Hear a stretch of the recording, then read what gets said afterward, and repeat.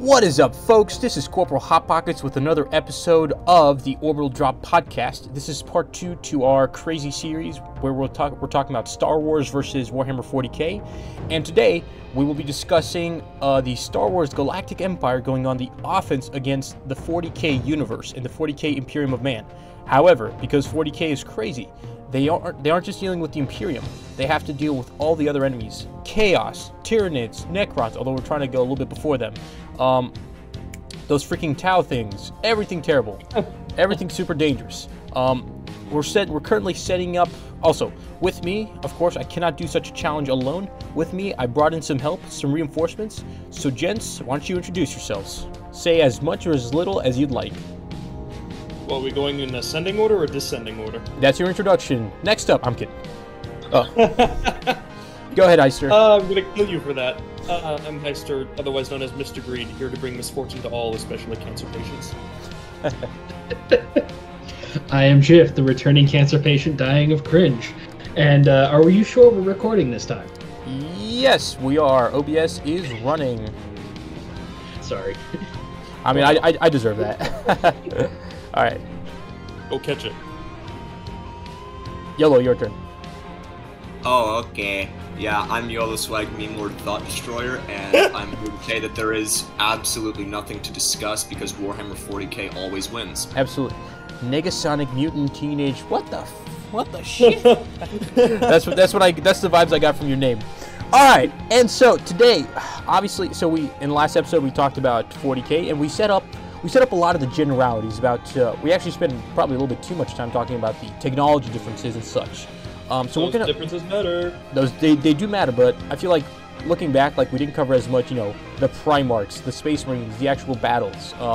Yeah, you guys got me talking about the Navy, and I'm a guard guy. I know, exactly. Committed the ultimate heresy, but at the same time, all those technologies are very important. I think it matters less how Vulcan's going to deal against the Emperor or Vader. It matters more about like, will Vulcan get blown out of the sky, or will him and his starships be able to just march on Coruscant within the year? And so, we discussed a lot more of those details in the previous video. This episode, we're going to leave a lot of that unsaid, and just, if you want to get more about the basics of the scenario, you can watch it. You can watch it there. Now we're going to be talking more about the nitty-gritty and about the actual, the actual on-the-ground differences. Space Marines, guards, whatever. Actual, rather than just comparing abstract technological differences. So, we were discussing a little bit earlier about when to set the start date, and I imagine the Galactic Empire, they have recently defeated the rebels at Yavin 4. They got the Death Star, they got Tarkin, they got Vader, they got the boys, they got that massive economic and industrial output we spoke a lot about, and somehow they, probably using Thrawn and some other dark magic stuff that Palpatine was talking about, because in canon, Palpatine felt this darkness calling to him from the unknown regions. Somehow, one thing leads to another. They find their way into a neighboring galaxy, which is the 40k galaxy, the Imperium of Man's galaxy, in around mid-M41. We were thinking about setting it probably a little bit before the Tyranids and all that craziness, so that they can, like, the scenario can slowly progress, and the longer the Empire's there, the more of a foothold they gain, the crazier it gets. And so, hey, Rookie's here. And so, overall, they're probably, I'm going to locate them probably in some area in Segmentum Obscurus, because that's the biggest and the broadest one. Somewhere on the margin that's relatively calmer, so not the Ghoul Stars, not where the Necrons are, or where the Hive Fleets are coming from. A little corner. I think you mean the Ultima Segmentum. Hold on, let me pull up a map. I thought so. That's what I meant. Obscurus is where the Eye of Terror. I meant the other. The Ultima is the really big one. Someone didn't take geography. Well, it's not real. It's not real. Yeah, Ultima Segmentum. Yeah, I'm looking at it. And so, oh boy. Flat. So I'm saying, let's see. Unfortunately, something bad is that literally that's where almost all the Hive Fleets are coming from. So let's see. What's a quiet corner Segmentum Ultima? Probably a little bit down south, next to a little bit past Tau Space, and over. Yeah. Mid M41, they get some agents going through. Since they're human, they can probably blend into the Imperium pretty well, and they get some information, and they find out that this is a very large galaxy-spanning empire. Palpatine and the boys are like, you know what? We gotta conquer these guys. We gotta take out all the Xenos. because I mean they're not as racist against aliens as the Imperium is, but they don't like them. And yeah, they start moving in. I don't like them. All right, I've said enough. You guys, I let you guys for the next few minutes talk about how you guys feel the scenario. We'll move on from here. I think the biggest issue is the fact that they're going to need to map the galaxy, and I don't mean like use the Imperium's map, because not only are they shit and horribly outdated, Yep.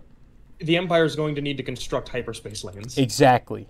For Which is anything going to really get done. significantly slow them down. That They're is still going to be the main thing. Yeah, they're still going to be mostly faster than the Imperial Navy moving around, but one, they're still don't have reliable lanes, and there is a group that does have reliable lanes in this era, and they are fast as fuck, boy. Oh, the Eldar and the Webway? Yes.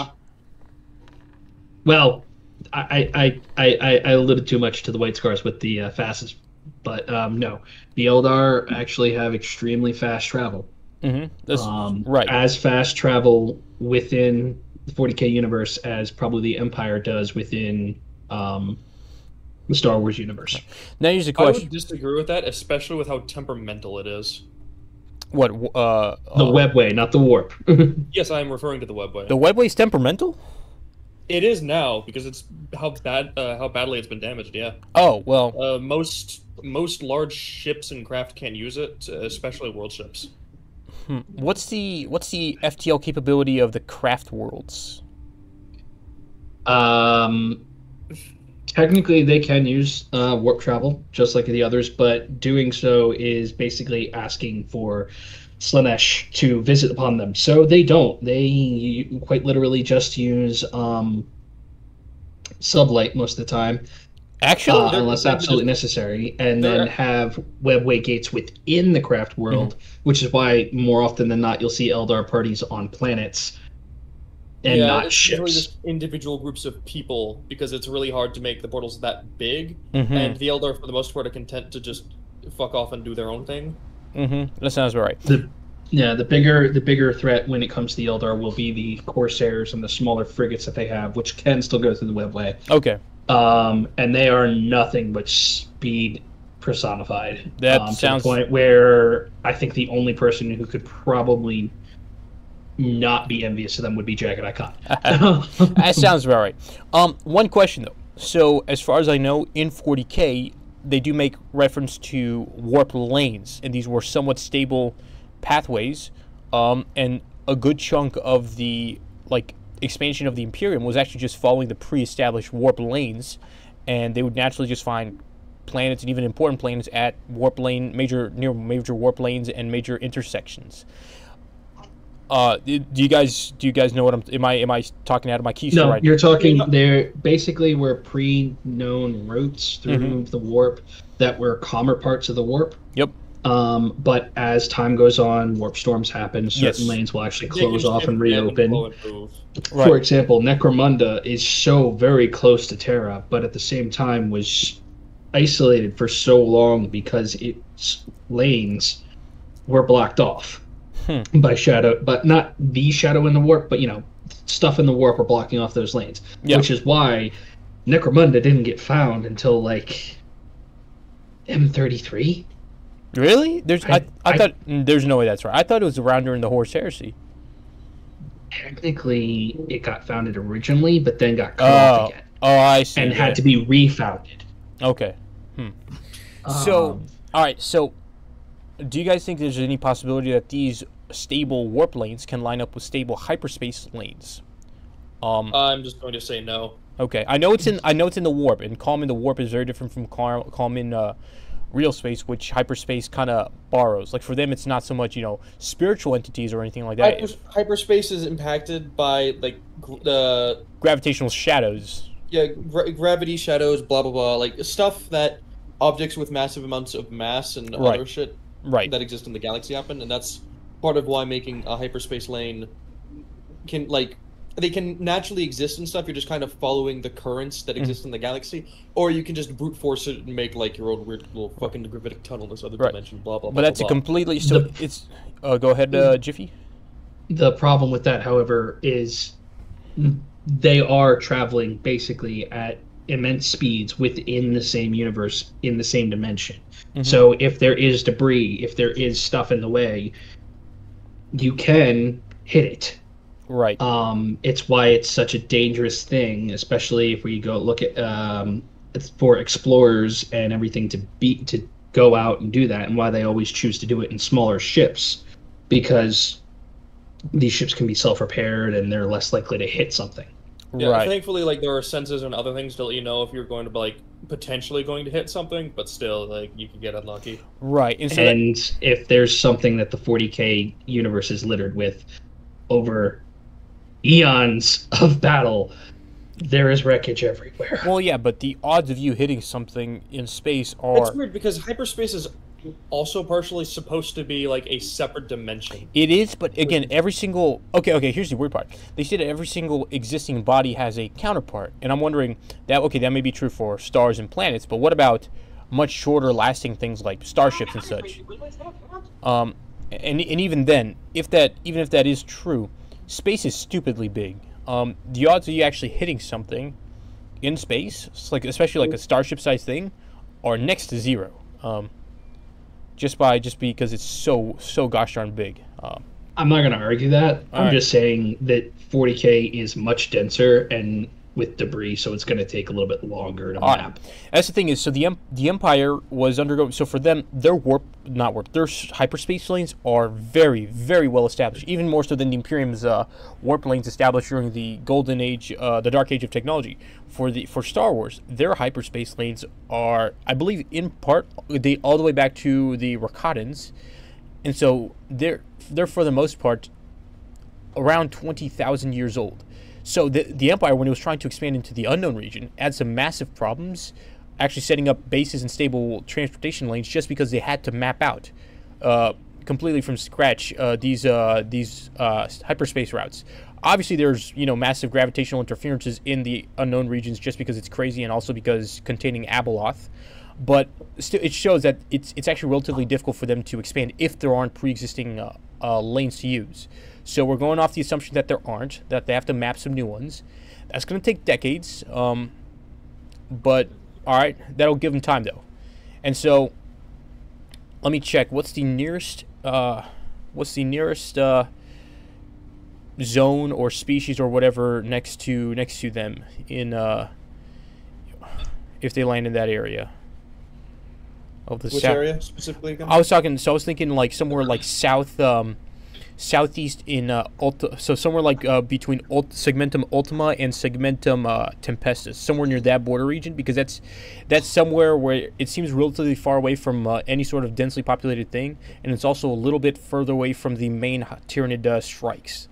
So I'm opening up a map right now, and while he's doing that, I think I need to just say this for any listeners. Yep. I know he said that we are doing this in 40K pre a little bit earlier before the Primarchs and everything. That basically, for any listeners who are wondering, that is pre 13th Black Crusade, pre Cicatrix Maledictum, which is why we're showing some older maps that only have the Eye of Terror. That is pre the fall of Cadia. So Cadia's still around. Cadia stands. Sorry, I'm not upset. And so we are still dealing with the Imperium as it was known through a good portion of, if you're older fans, early to mid 2000s, little into the 2010s too. If I remember correctly, it was around 2015, 2016 where we had rumors of Bobby G coming back. Yep. Those are wild rumors. Yeah. Argents, I have two potential landing spots. One is in a relatively quiet corner between Macragge and Rin's world, right by Mundus Pyra. That seems like a pretty quiet spot from the Tyranids in Segmentum Ultima. Another one is going way up into Segmentum Obscurus, right by the border between Obscurus and Ultima, kind of close to a little bit east of the Halo stars and the Eye of Terror. So kind of right on the border between Ultima and Obscurus. That also seems like another relatively quiet corner that could be good for the story.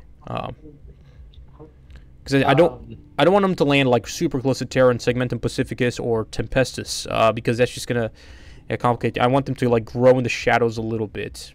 As someone who tries to constantly get you to read Rin's World and some of the others, I'm just going to ask you to quickly look at the orc map and realize that the first suggestion is not a good idea.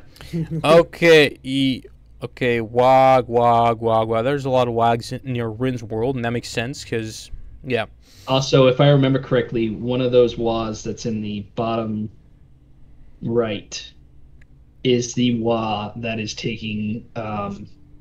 Isn't that the one that's dueling with the Tyranids? No, that's a little more closer to the Maelstrom, I think. Overfeeding the Bacterius. Yeah, that's it. Oh god. I keep wanting to say Siege of Vrax, but that's not right. It's the Armageddon. Ah, yes. Armageddon, and let's just say that there was hints and rumors, and it's still a thing that's still hinted at and rumored at, but that is the only WOG that may or may not have produced Quarks. So probably not a good idea for the Empire to start there. Wait, Armageddon? I thought Quarks showed up from... Well, actually, it's back when it was called Ulnor. Okay, I see what you're saying. Let's see, where is Armageddon? I cannot find Armageddon on this map. Are you talking about Armageddon, like the one with the Armageddon's the Steel Legion, the book Hell's Reach is the most famous one that's called from it. It is the one that has been invaded 2 times, only 2 times. We don't know about a third. What are you talking about? We don't know about No, please. You mean we don't know about a first? Yeah, no. I know what you're talking about. I don't remember there being any Quarks.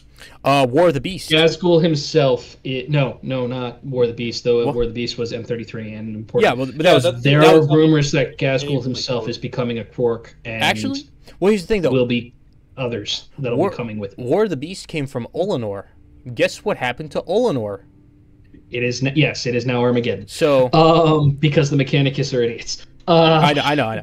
I'm trying to find that on the map. I can't. So you're saying that we avoid that south corner between Rin's World and well, let me double check that because I know that I'm going to get ripped to shreds if I say this wrong. Yeah. Also, there's a lot of Galactic Northeast in Segmentum Solar. Okay, so I don't know why I thought.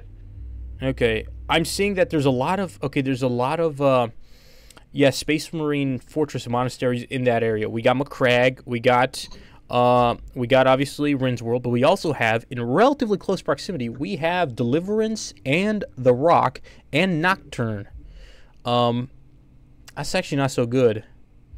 Not to mention loads and loads of minor chapters. I don't think the starting by the orcs is that bad. I don't think it matters all too much because I think the opening engagements would roughly all be the same. All right, that is true. So I'm trying to think. It's like this corner between Tempestus, like the southern. Well, the reason I'm arguing that is because, and not to be rude again, I think if the Empire comes in contact with the orcs, it's over. I don't know about that one. I don't know. Especially if the orcs feel that they're a good fight. I just think the Empire is going to very quickly realize that, normally the Empire doesn't really care, but they're going to care even less. They're just going to dust every world that the orcs are on. Probably, yeah. The average Gretchen will clear out a Star Destroyer on their own. 100%, but... Well, Chad, Gretchen is amazing. The orcs do have a navy. It is the scariest navy in 40K because it should not work, but it works. And I think that more than anything will screw with even the best Imperial minds. Yes, and let's also remember this is the height of the Empire. The best of the Imperial minds aren't really coming to the forefront. It's still a lot of the politically connected officers. I really don't think that'll matter all too much because while the orcs have a really large navy that works in quotations, they kind of eyeball everything. Yeah, and that's the thing is the orcs are they don't have a single unified force, so obviously they're going to deal with WAS. Do you pronounce the G? WAS and other stuff in the area, but wow. Either way, if you guys, I'm not going to say it properly because I'd rather not wake up my neighbors. All right. Well, if you guys think that the southern border between Tempestus and Ultima is a bad starting zone, then I'll put them between the northern the northern border between. Honestly, it really is 40K. There's no good place to start. The worst place to start are probably near the Eye of Terror or near the Ghoul Stars. Other than that, everywhere else is equal, no matter what. Honestly, well, I'll put them right on the border between Ultima and Obscurus, and that does put them within spitting distance of Ball. So. Actually, that's really unfortunate because we don't have the Ball aficionado, the Angel aficionado with us right now. The Blood Angels were the first to run up against Chaos. We kicked ass, mind you. You got slaughtered at first. Cygnus was bad. We kicked ass at. No, they didn't. They got bad. They got massacred. Either way, so yeah, we're gonna drop them somewhere up there, and. All right, the Empire's going to send some expeditionary fleets. They're probably going to send Thrawn because he's kind of like their go-to expert to unknown areas. They're going to start setting up some bases, probably moving in some colonists. You know the deal. And they're going to start mapping out hyperspace routes. They start encountering Imperial worlds just like the Tau. Honestly, in many ways, they are very much like the Tau. Different technology, an external force.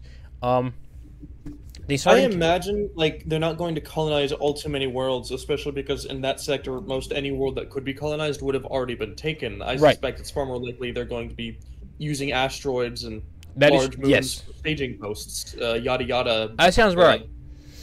Now here's the thing: they still have their own galaxy to police, so they're not going to immediately redirect the Death Star, all the Star Destroyers, all the Super Star Destroyers. They're going to start setting what's necessary. However, they have a very fast. Oh, so they already haven't strictly completely taken their galaxy yet, or? Well, no, they have, but I'm saying like they also have to police. Like they can't move every single Star Destroyer and stormtrooper from their own galaxy because they'll send what's necessary. Yeah, no, not instantly. Right, they'll send what's necessary, but they do have a very fast reaction time in case a battle does go badly or a major campaign needs to be undertaken. So they start moving in. They discover some Xenos worlds. They probably take care of those relatively quickly, able to mass force. Because again, since they're sending out all these in this area, I don't think it would be that quickly because Yiffy, remind me, but aren't there? Whoa, no, do not associate me with that. Do not. I bring you misfortune. I will continue to bring you misfortune. Anyways, I will hold you in contempt. I may be dying of cringe, but I'm not dying of ultra cringe. Oh Lord, please, contempt is fine, buddy. So what'd you say? There's what's the problem in that area? Anyways, no, I was trying to reconfirm. Aren't the orcs extraordinarily prolific in that area? Well, I'm looking at which area is this? I'm looking. This was by. Go on. I'm looking around the border between Obscurus and Tempestus in the around the northwest. Actually, let me ask. You're basically saying the Gothic sector. Do you think that's a worse starting place? Honestly, that's kind of if you want to avoid the orcs. I understand chaos is bad, but if you want to avoid the orcs, no, it's less to do with avoiding the orcs. It's more to do with I think the Empire would honestly just send the Death Star in a couple of years. Like, they could just lie to the galaxy. Oh yeah, no, they could. Going to say that they're not wrong. Right, and so, yeah, and that's what I'm saying is like in this area, they're probably going to encounter some Xenos of different kinds, some pirates, because they're always renegades, pirates, whatever, everywhere. They're probably going to deal with them pretty quickly. So they develop a bit of a foothold. They're like setting probes and drones like crazy to map out. So they get a good sense about the established planets and established regions. And then then they decide to make they find some sort of major Imperial sector. They identify some industrialized worlds, and at its center is probably some sort of high world. And they're like, all right, we start moving against this sector over here. What do you guys think is going to happen once the Empire starts noticing? Actually, how are they going to deal with taking on a sector or subsector? And how do you guys think they'll deal with an Imperial response? Imperial response is going to be the sector. Pardon? Where's your mouse gesturing? I don't see it. Do you see my screen? Is my screen being shared? We see your screen. I don't see the mouse. I don't know which area. Probably. Now we see it. Okay. That's where I thought. So yeah, straight Gothic sector. Right. Okay, no. Gothic sector would be where that yellow arrow is. Over here? Oh, okay. Yeah, that's Gothic sector. So we're kind of here, away from that and away from that. And again, that's pretty close to. So that right here is like pretty close to Ball. It's pretty close to some of these other major worlds. So still definitely Ultima, but also, yeah, also a little bit further away from all the craziness over here. Unless you guys, I mean, if you guys think it would work better for the story and for the scenario, we could land him somewhere like over here. Well, I do want to say something right here, right now. Go. I know this is going to be something that we're going to have to work past, dismiss, or something along those lines, because this is going to kill the invasion for Star Wars immediately. And that is something that the Imperials did not have a problem with when invading the Star Wars world, because so much of their technology is able to adapt to different types of fuel sources, different types of other stuff. And a lot of their ships produce their own stuff. Right. Star Wars technology is heavily reliant on Tabana gas. Yes. Their ships, their logistics, their military, everything relies on Tabana gas. And that is an element that has been specifically made up for Star Wars and exists within their universe. So, yes, and I'm going to immediately dismiss that, as Tabana gas is incredibly readily available in Star Wars, and a little bit goes a very long way, enough for it to really honestly just. But you're both assuming that there's no Tabana gas at all in the 40K galaxy. I would assume as much, but if you say otherwise, then sure. Well, again, this thing is. I'm going to assume that it's something that might be able to be synthesized. Okay. But only from taking gas giants, and it's gonna be something that the Empire is gonna need specialized ships and things for, because they don't normally do it themselves, because there's a commercial market. Right. It may be, God, what did Palpatine do? By bringing all the corporate under him. What was it called? He nationalized the banks and the other industries. Thank you. Sorry. I forgive you. Wait, I'm forgiven? Yes. I'm forgiven? I cannot be forgiven. You're only forgiven. I am the unforgiven. Don't make me a fallen by forgiving me. No! Chapter Master Azrael! No! You have no choice. Yippee having the bad dreams again. Oh, wait, Azrael. I said Chapter Master. Oh, my God. Azrael! Grandma. Either way.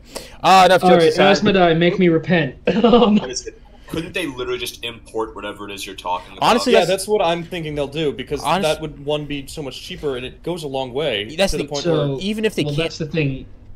We are assuming that this is a long time in between.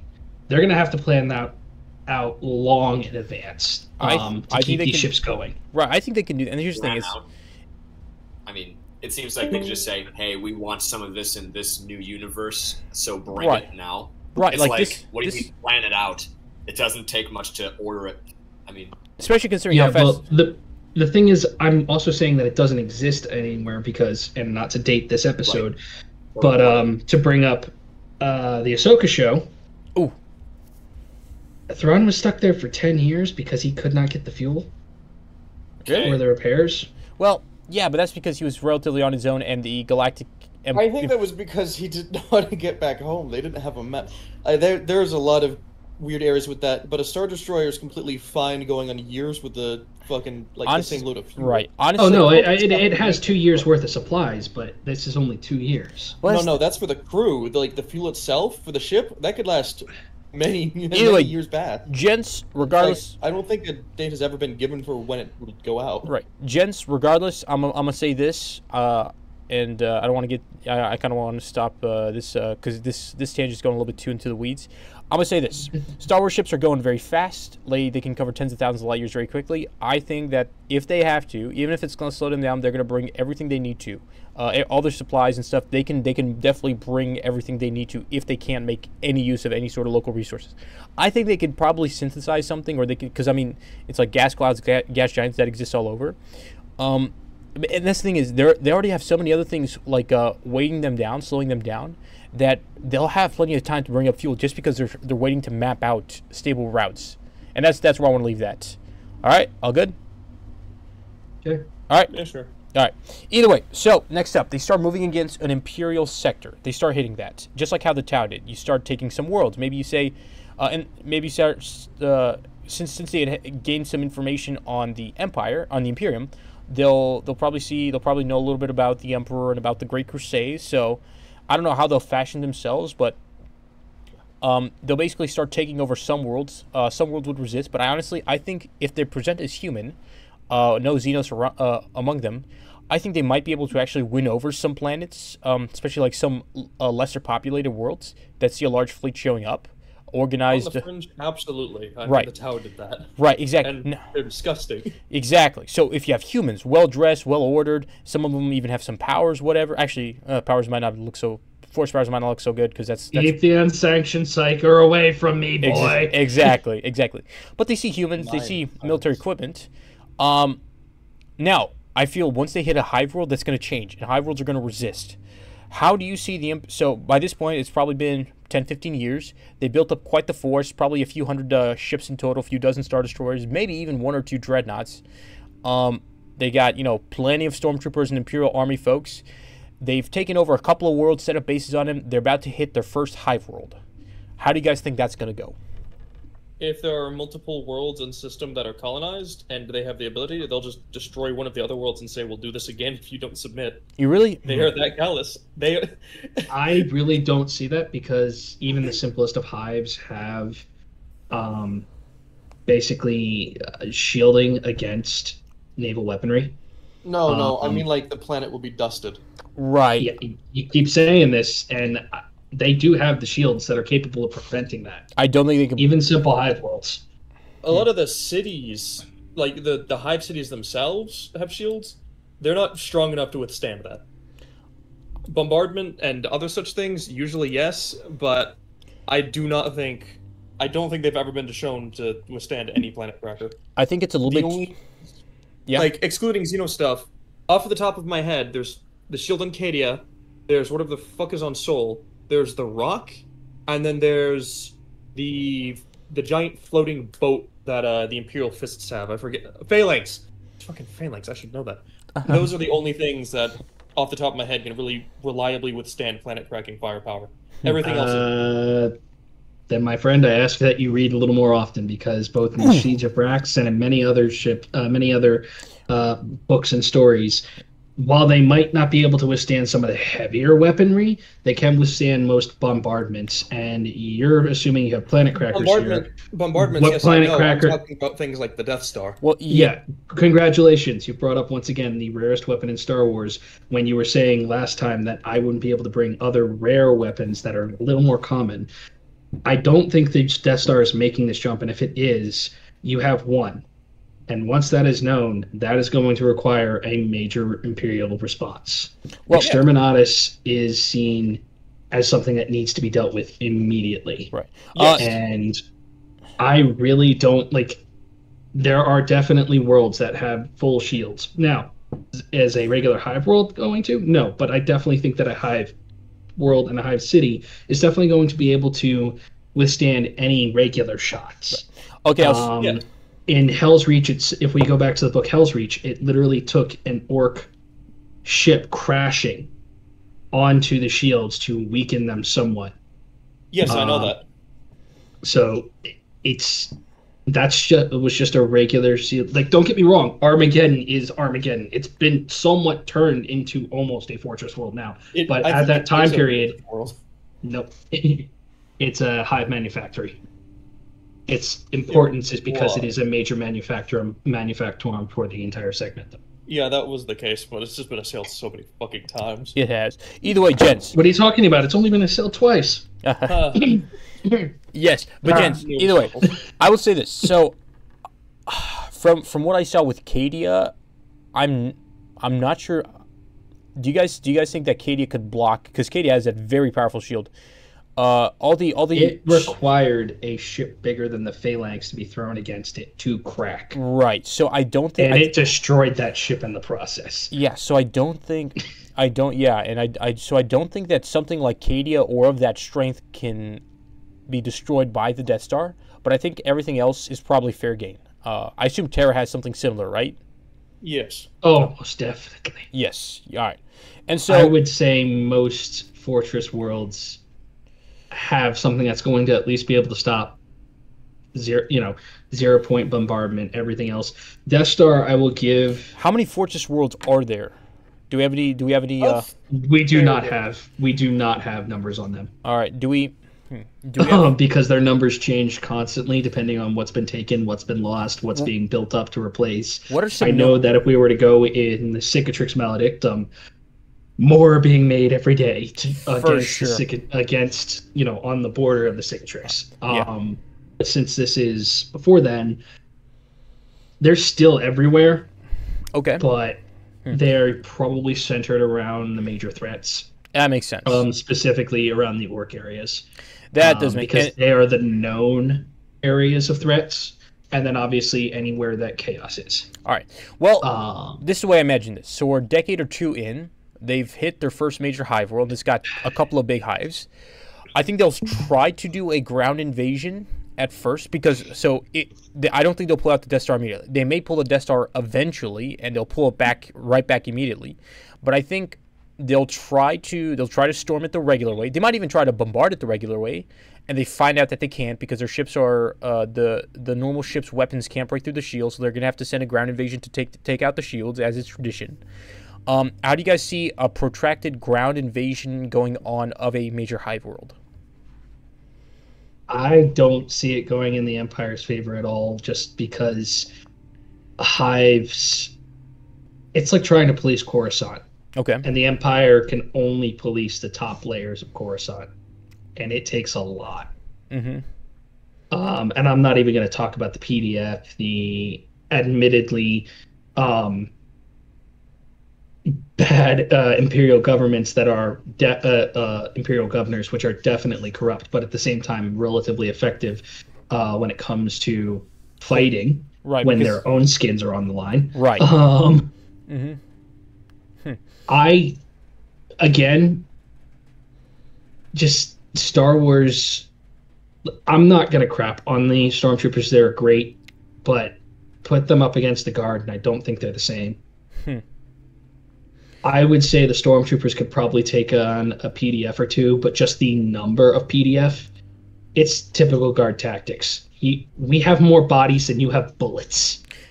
Yes, but so PDFs on a hive world, how well equipped would they be in terms of both personal weapons, personal small arms, as well as vehicles?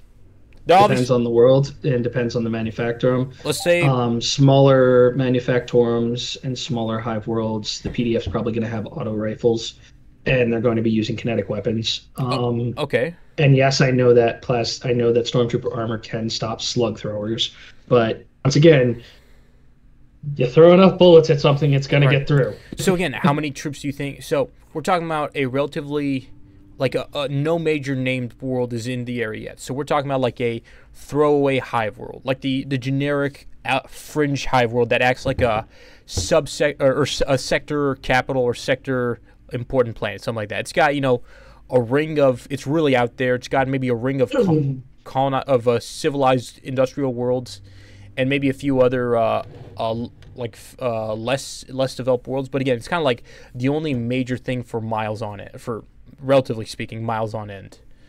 It may have a few hives, but do you think that they have like the endless numbers that we see on the very well developed, very well furnished hive worlds? Because it is a hive, yes. Okay. They will have the bodies to throw at it. Okay. They may all just be using melee weapons and auto guns, depending on if they're a really crappy PDF or the ad hoc militias that are made in times of necessity, like, once again, Armageddon. But the PDF will be there. It will provide basically a militarized backbone for the militias, but it's definitely in ground combat.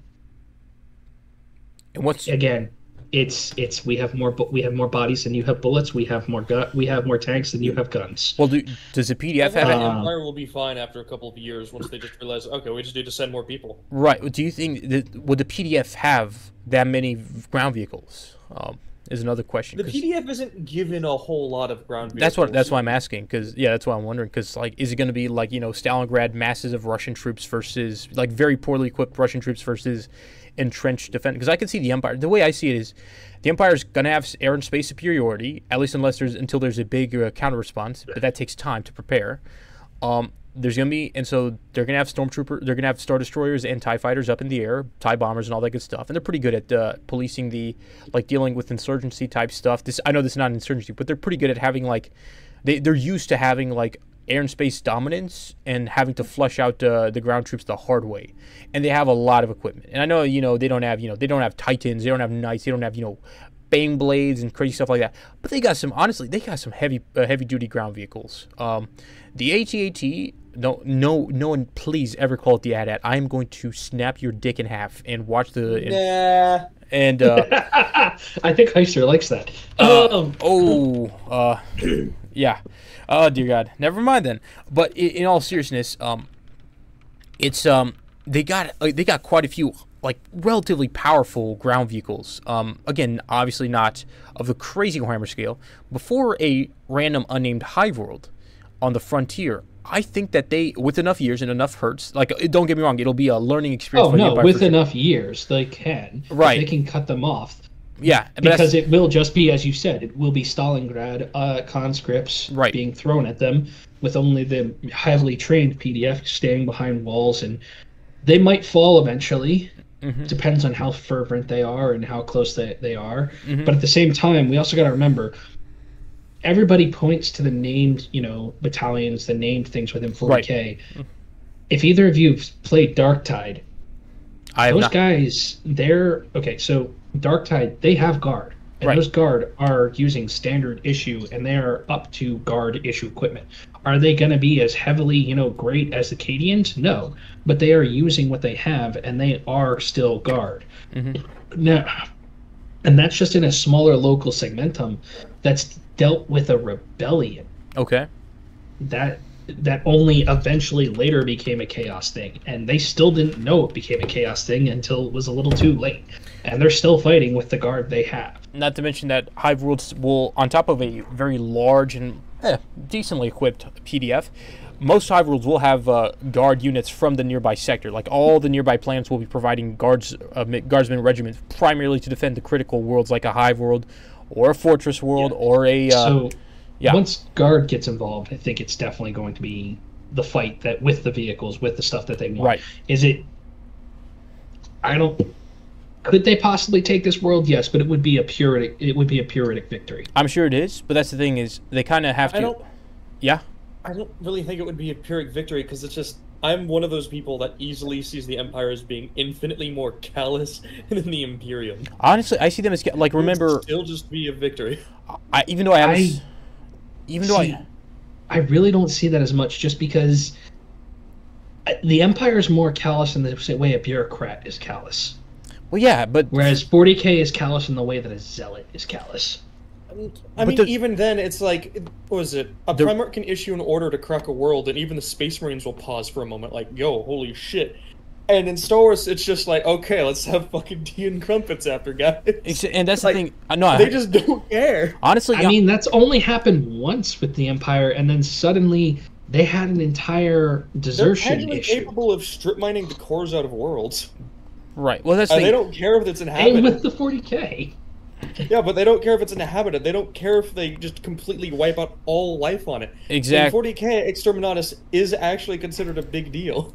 It takes a Space Marine captain at the very least, if not like a relatively high-ranking Navy, like admiral. So this thing is, with the Empire, that bureaucracy. So for them, the Tarkin doctrine, it's very ruthless. And while both are, don't get me wrong, while both are very bad in terms of, like, the depths of commitment you're willing to go, the depths of savagery you're willing to go to, I feel like as a high-ranking officer in that bureaucrat mindset, you're trying to not get punished, you're trying to get your job done. You will, just like with the Soviet Union, we saw it, you will do whatever it takes to win. You will throw as many bodies as it takes to get the W so that you're not punished. And that's why, like, when it came to Berlin, the siege of Berlin, where you have all these Soviet armies racing each other, I think it was Zhukov, he's like, I'm going to take Berlin before these other guys are, and I will do whatever it takes. And they got hammered, they got massacred. Like, they had whole battalions charging out in the middle of like the central square, and they just got gunned down. They're like, all right, try again, just because those are the commander's orders, and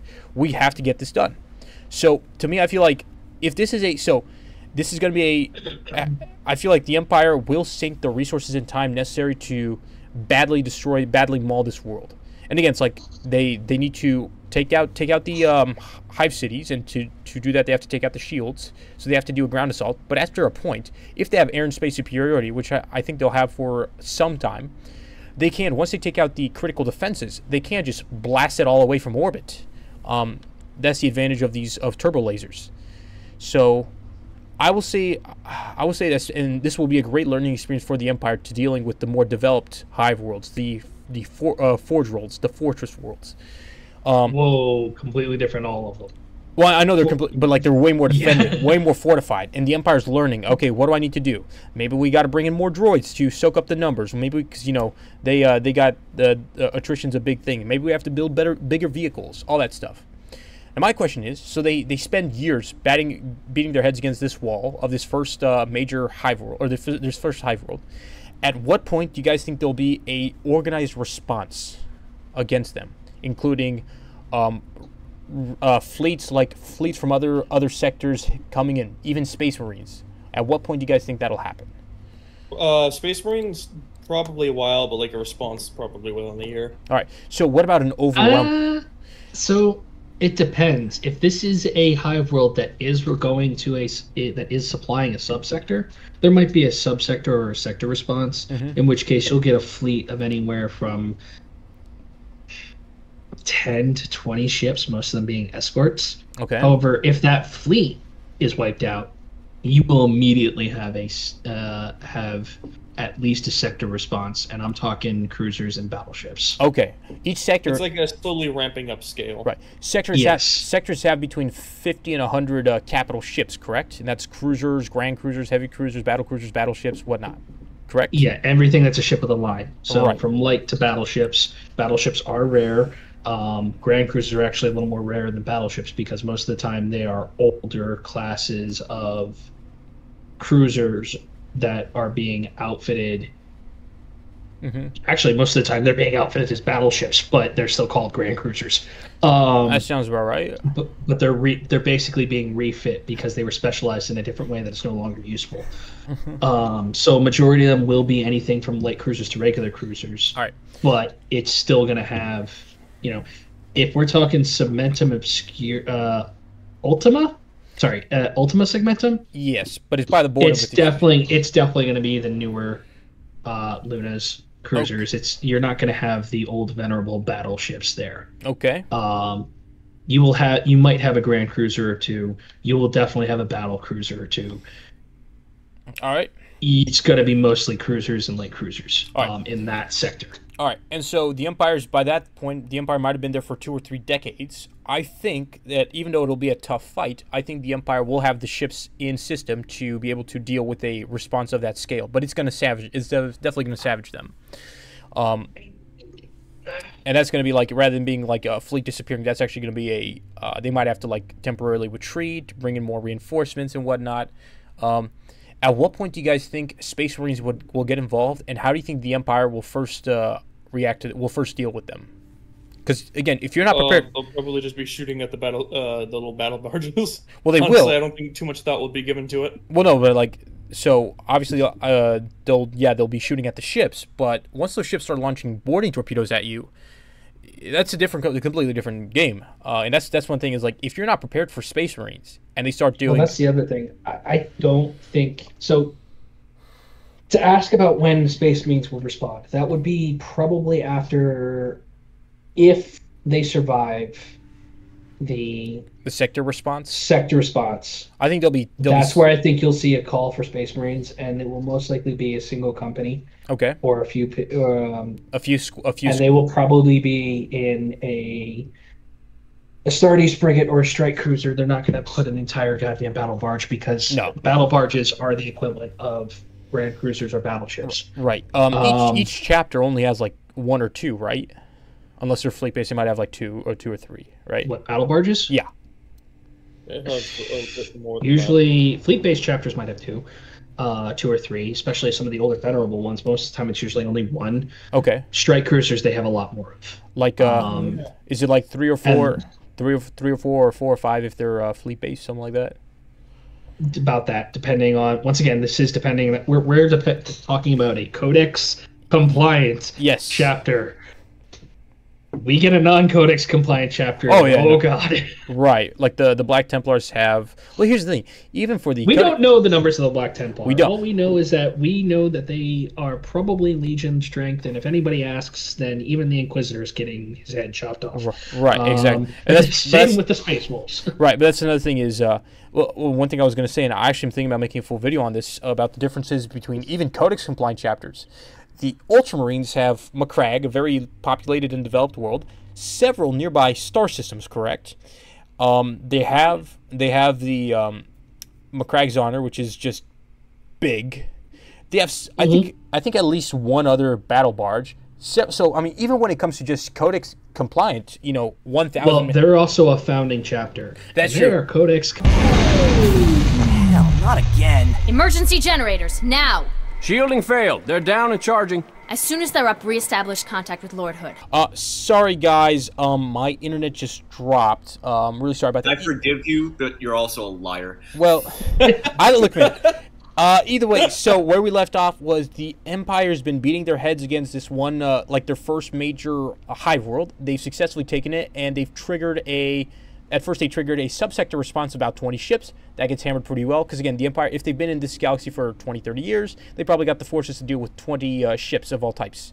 Then after that, if that gets wiped out immediately, that's when, as Jiffy said, a sector-wide response will hit, and that's where we'll have about 50 ships, or 50 capital ships, from the whole sector. That, I feel like the Empire, as we were talking about... So here's the thing. I don't think it will be an entire sector response, as in all the ships, but it will be a good half of them. Yeah, that does make half of those capital ships with an absolute buttload of escorts. And let's say in that we do have a single Astartes frigate with 30 or 40 battle brothers, just to investigate what's going on. Something's happening here. And they just sent that, number one, to investigate. Number two, hopefully 40 battle brothers can take care of this problem. 30, 40 battle brothers can take care of that problem. If the Empire's been here for 30 years, they've got, they've been building, they've been bringing in more and more supplies. How long do you think it'll take them to defeat this fleet of, 25 capital ships plus all the escort squadrons? If they've been building it for 30 years, not very long, and they'd almost certainly go for the hammer in terms of approaches. Well, they would, yeah, but that's the thing is, and again, we talked. Are we assuming Thrawn is leading this? Honestly, I'm gonna go with Thrawn, because he was kind of the only thing with that is if it's been 30 years since we started and Thrawn was the one there, he might not be alive. What? No, he'd still be alive. How long do you wait? Well, I said at the start. The start would have been around right after the Battle of Yavin. So. How long did... Isn't he like 45 around that time period? Ron isn't like a fruit fly. He's not going to drop. Yeah, that too. Oh no, he's gonna be around in his 70s or 80s. Right, not to mention Thrawn. Then he's going to be alive. No, he's going to be like 45, like 30 years into it. Wait, Thrawn campaigns. Those were way at, or Thrawn campaigns. When can't whatever, that's good enough. Thrawn campaigns. Let's see. When did that? Keep going, guys. I guess the main concern. Thrawn was in his early 20s during that, as far as I'm aware. It wouldn't matter. He's still going to be alive for a while. But like, yeah, that's the thing. Thrawn was alive and kicking, and was a young Chiss Ascendancy soldier. Right. When the Clone Wars was going on, he met Anakin. What'd you think? Like, how much plot armor or plot genius are we giving to Thrawn? Because that dude is. We're giving him his canon amount. Yeah, we're giving. Okay, well, in that case, let me bring up some Castell and Creed and fuck this shit up. I mean, yeah. Because that bastard's still around at this point. He hasn't been stolen by Trazyn yet. He's not in the Forever Museum. Oh lord. Also, I looked it up. Thrawn's campaigns were 9 years after the Battle of Yavin, and he still looks like relatively middle-aged in that. So I'd say, I don't know what the Chiss aging process is. I'm gonna assume it's close to human because they look close to human. Filthy Xenos. Yeah, exactly. They were human. He looked like he was in his 20s when he was first found by Palpatine which was shortly before the Clone Wars with the outbound flight type stuff. So I'm gonna say he's probably canon, yeah. I'm gonna say he's probably mid-40s by the time that all that goes down. So man's probably got another 30 years in him after So I say that's what I'm saying. Like, he's going to be here, but he's going to be towards the end of his life cycle. Let's say this is his last major battle. He pulls. I really don't think it would be his last major battle, though. He could keep going very, very at least another 20 years after this. You really think he could be like a frontline officer until his 90s? Frontline officer. He's a Grand Admiral. Well, yeah, but like, still, it's at what point do you start slowing down? Like, not to get too into current events, but a certain president of a certain major superpower is showing us just the limitations of age. He's probably going to stop when he actually croaks, which would likely be in the line of duty. Like, he does not seem like a guy to just sit down. Well, then, Chapter Master Helprecht, please and show this man his give this man his retirement. All right, so we'll say that Thrawn survives this battle. I do not believe that there's anyone in terms of like strategic thinking that could equate to Thrawn in the Imperium aside from Primarch.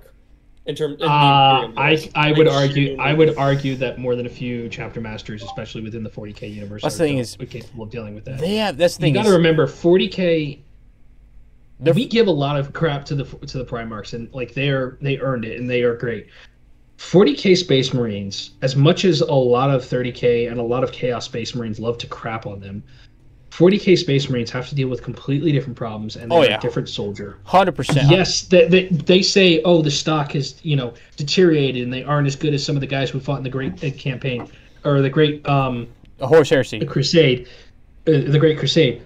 Okay, well, let me ask you this: take an Army Ranger, a Tier 2 Army Ranger, and take a Special Forces soldier, drop them in the middle of a battlefield, and see who feels more at home and better at dealing with that situation. The Army Ranger is going to be, because even though the Special Forces guys probably came from that, he's been so, attuned to dealing with a different type of combat for a while now that he can probably go back, but the Ranger's going to do better. That's kind of the difference between a 40k Space Marine and a 30k Space Marine. And that's the thing is, Roby G, he was talking a lot about that. It's like he was losing hope, but then he's like, yo, like these Space Marines never knew the Imperium I knew, and yet they still fight with the utmost honor for it. So a lot of these chap masters are, number one, they're starty, so they have a bunch of advantages in terms of intelligence, reaction time, endurance, that kind of stuff. But a lot of these guys have been kicking around for a very, very long time. We obviously have the big man, the old man. We got Dante. That guy's like, what, 1,200, 1,500 years old. So he's seen it all and done it all several times over. We got Papa Smurf. He's been kicking around for quite a few hundred years. Calgar, to clarify for those who are thinking that means Robert. Yeah. Actually, that's the thing is, some of these guys have more experience than the Primarchs, don't they? Because most of the Primarchs, they did about 200 years in the Crusade, plus the Horus Hubbub. Most of them were gone within a couple of decades, if not a couple of centuries after that. So that caps them at, probably 500 years tops. I think Dorn was around 700 years. But still, it's like, meanwhile, like Dante, 1,500 years. Logan Grimnar, 700 years. They've been doing it all for a long, long time. So these guys have tons and tons of experience. And again, I don't mean to, all the guys in my server like really praise. A bunch of people, actually, no, most guys in my server shit on Space Marines, but most people in the community just praise Space Marines. They're like, no, nothing can come close. They can completely defeat everyone. I'm not of that opinion. I think a lot of things can't put a Space Marine down. But in terms of the experience of their leaders, holy shit, these guys have been doing it for a very, very long time. So yeah, all of them make Chesty Polar look like an amateur, and I know that's going to kill me now. And that's good. Oh boy. I mean, you're just. Listen. I know the death threat that I just put on myself, and I fully accept it. I mean, if anything, I'm looking for it. Hello. I mean, you just said that Chesty thing just because you're from the other Marine Corps. So yeah, I don't know. I'm sorry. What? What were you saying, Yellow? Nah. Orbit with a bolter. What'd you say? You cut out. Please repeat that. You cut out. Oh, I'm sorry to hear about that. A Space Marine chapter master would snipe the Death Star out of orbit with a bolter. I can't argue with that, man. It just, facts and logic. Checkmate. That's all it is. Exactly. So, this aside, and I am not one of those individuals with the Space Marine just because I know the fact of the tabletop and everything else. Space Marines are mid-tier when it comes to 40k. Oh, yeah, no, that's the thing. Someone banned this kid already? Yeah. Either way. Actually, wait. Are we assuming that Palpatine can keep people around him alive? Because I think some point in Legends he did develop something similar. For all we know, he could be keeping Tarkin and Thrawn and Vader like alive for however long they're useful to him, basically. If that's an option, we could actually have we could have Helbrecht squaring off with Thrawn like 50 times over if we need to. Either way, though, so they deal with the Space Marines, and let's say after that major defeat, after that major Imperium defeat, the Empire they learn they're less like they learn how to deal with Space Marines. They start prepping and they start building up for a big push. Like so far, they've kind of been like seeping through the cracks. You know, they took out their first major center of resistance, but that was learning, and they dealt with their first major counter assault, and now both sides are prepping in for something big. The Imperium is gathering forces. If a sector response, including Astartes, was successfully destroyed, then they're actually prepping for something big. So they might actually be getting in a couple of companies of Space Marines around, something equivalent to the Damocles Crusade, like not a true crusade, because the Damocles was only like 20 guardsmen regiments and like 500 Astartes. That's not a true crusade, but you're prepping for something big. Meanwhile, the Empire, they're starting to move in maybe a couple of super Star Destroyers. They're starting to reinforce like crazy. So after that, let's say they have a big clash, and since this is by the close to Cabal, let's say they bring in like 2 or 3 companies of Blood Angels. How do you guys think that much bigger scale is going to go? If the Empire doesn't have the full. If the Empire does not have its full fleet, once you end up bringing the Blood Angels in, you might end up getting kicked out. I definitely think Dante of all of them could definitely match Thrawn, if only just because Thrawn, a lot of it comes from understanding a group's art, understanding another group's, how they think through their art, how they think, and if there is one Space Marine leader who will understand that, see the same things about art, and possibly able to get in Thrawn's head using that, it's gonna be a Blood Angel. Yes. I don't think it would work. And when it, like, in this case for Thrawn, art it's everything. It's how, like, they build their houses, it's how they walk across the streets, it's how they fight in war. That's all art to him. Mm-hmm. It's not. Oh, I'm aware. Which I think they listen to.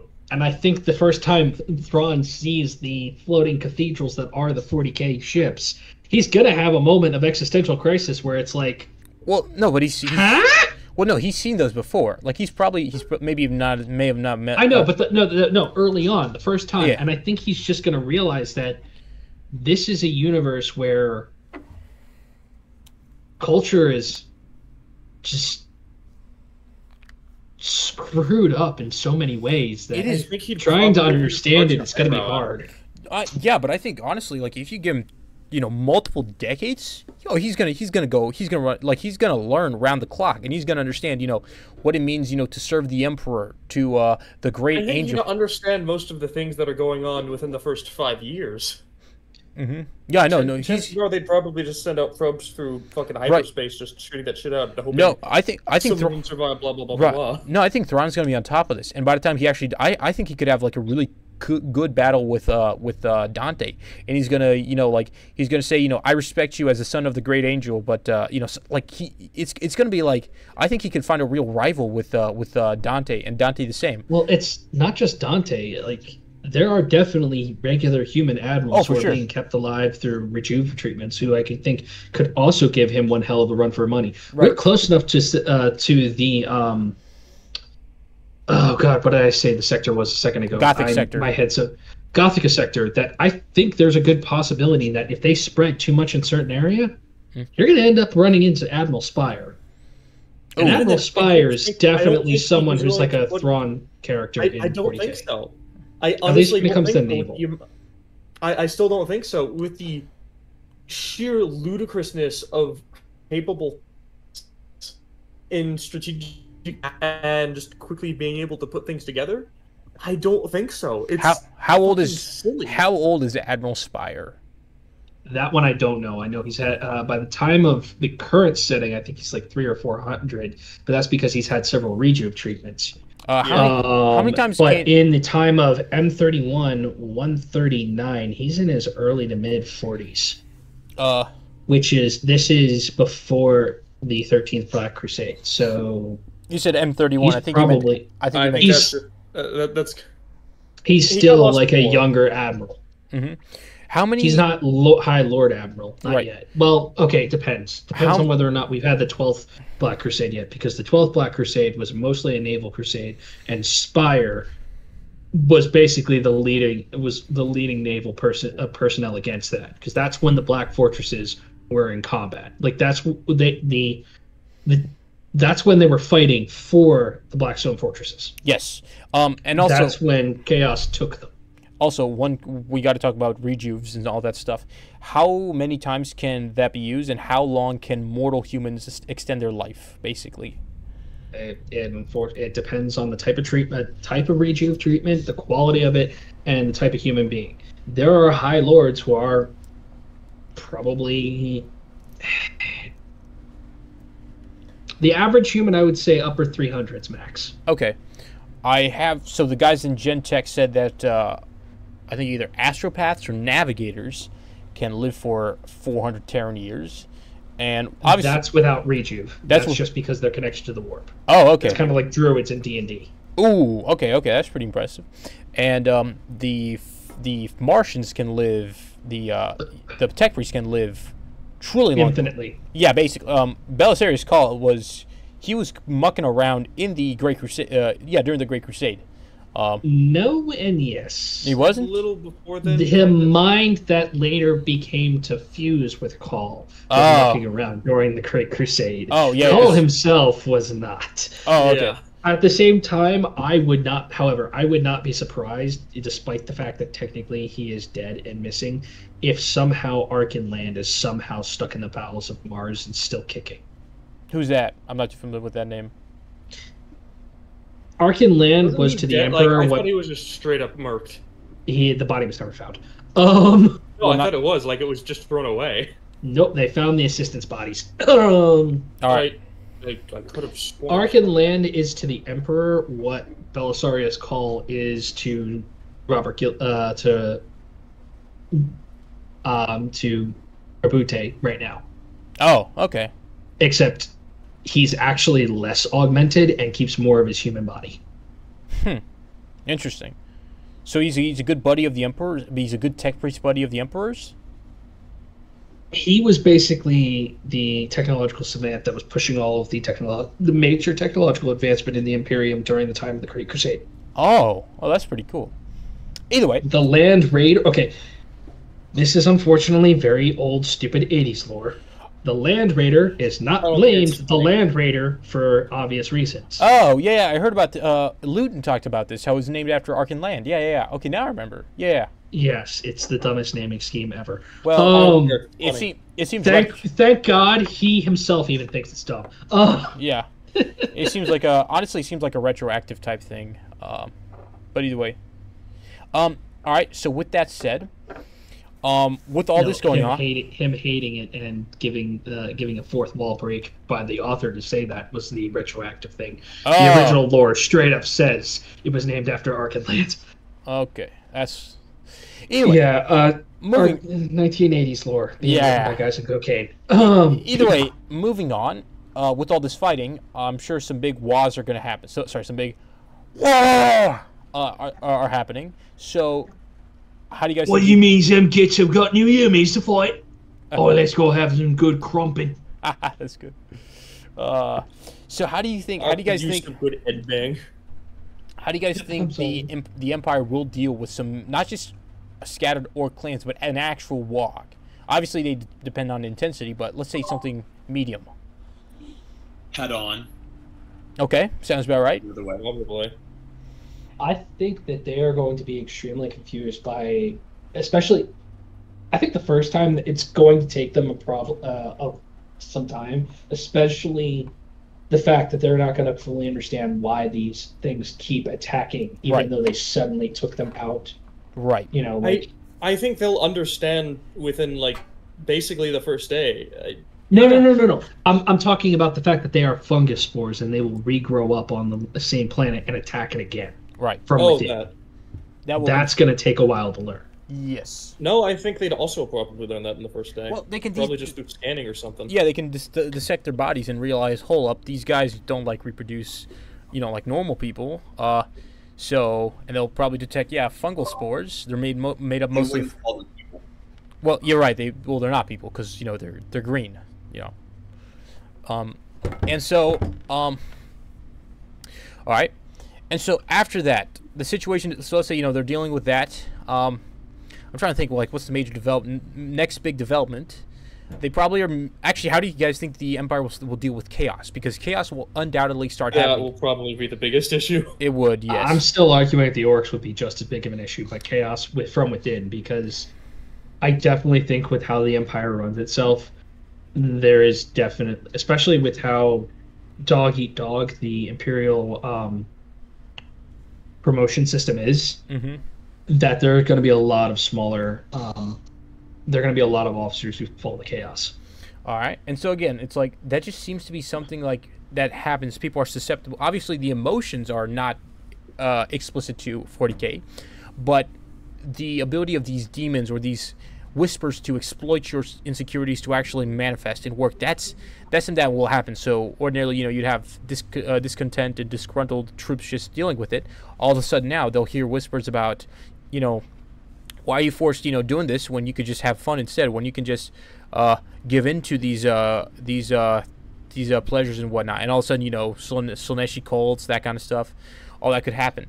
So, well, there's also the fact that, especially since Heister was talking about using droids and other stuff in last episode, mm-hmm. especially within the ships, chaos infects technology. Yes. And there has been no AI within the 40K universe that stays loyal. Mm-hmm. I think the droids will turn immediately. What do you think about once they're in contact with chaos? What do you think? Depending on the droid, almost certainly. Yes, but the Empire is not the CIA, so they don't have tactical. They probably wouldn't have that many tactical droids and stuff. They can. No, but Dark Troopers would not be useful. Dark Troopers would actually be a hindrance. Oh, you think those guys would be droid enough to be turned? The later generations. Oh, well, I don't think so. I think. Also, yes, I would say some of the earlier generations as well, because there have been more than a few situations where tech priests get infected with the. God, I can never remember the name of the chaos virus. Yes, scrap code that turn and just basically become slaves to the scrap code. I think if scrap code gets into it, it's going to be a problem. Okay. Especially if it with. happens, I don't think it's going to be common enough for that to really be an issue. Right. It doesn't sound like as universal as like demons preying on the emotions of crewmen. So, I mean, it could happen. But back to droids, just general droids. I think that they'd be, especially after the Clone Wars, their authority would be compartmentalized, that you wouldn't have a sort of Men of Iron general uprising. Instead, if droids do get corrupted, it would be relatively isolated and manageable. And it would happen, maybe, worse might happen would be all the droids on a ship or all the droids in a battlefield being corrupted and turned, which, don't get me wrong, it's very unfortunate if you're in their way, but it's not men of Iron. Unlucky. Exactly. That you also got to remember how many droids there are that are doing maintenance for the Empire. I'm sure there's a lot, but also the lack of maintenance being done would definitely be a major problem. Right? Yeah. Sure. As someone who's dealt with a lot of armored vehicles. Oh god! But also, the Empire. It only takes one bolt to be screwed up. I'm sure, yeah, but that's really not going to be as much of an issue. They're not just going to pass by a Chaos Fleet or something and all of a sudden, scrap code. That is not really a very prevalent issue in 40K. It was very targeted. It wasn't like it was Abaddon worked together with Perturabo to hit some very specifically targeted forge. Oh, it still shows up every now and then. It still shows up every now and then, but it's not enough of a threat to really be right. I'm not seeing it like they show up immediately. All of a sudden, all their technology just falls apart. Like it's something that they're gonna have to deal with, and it's gonna be unpleasant. But I don't see they showed up. All of a sudden, none of their technology works anymore, and they're just dead. I'm not seeing it as that big of concern. How well do you guys think how well do you think they'll deal with just like general chaos, chaos intrusions and such? Will they be able to? I'm seeing a lot of stormtroopers falling to corn. Yeah. And so, how does, without like, so that's the thing is, the Empire is probably going to be, obviously they're going to have some worlds, and so they're going to start connecting with the locals. But how well can chaos spread without the help of like a chaos prophet or emissary or anything like that? Like, can the demons just, all of a sudden you just go a little bit too angry and corn just naturally starts clouding your mind? Or do you have to like be part of a cult that would be set up by... So it kind of depends on the area of the galaxy you're in to like for that to begin with, because the warp is the closer to the Eye of Terror you get, the more prevalent the warp is. Right. That's why Acadians have purple eyes, so on and so forth. And in places like warp storms, that kind of fuckery is very common. All right. In general, I don't think the Empire is going to have to worry about anything like a demonic incursion, blah, blah, blah, blah, blah, for maybe not in northern segmentum Ultima, but definitely once they start getting to Obscurus. Oh, yeah, for sure. Is full of when I say incursion, I mean from within. I don't mean like they're going to come across like a chaos band. Like, that can always just happen. All right.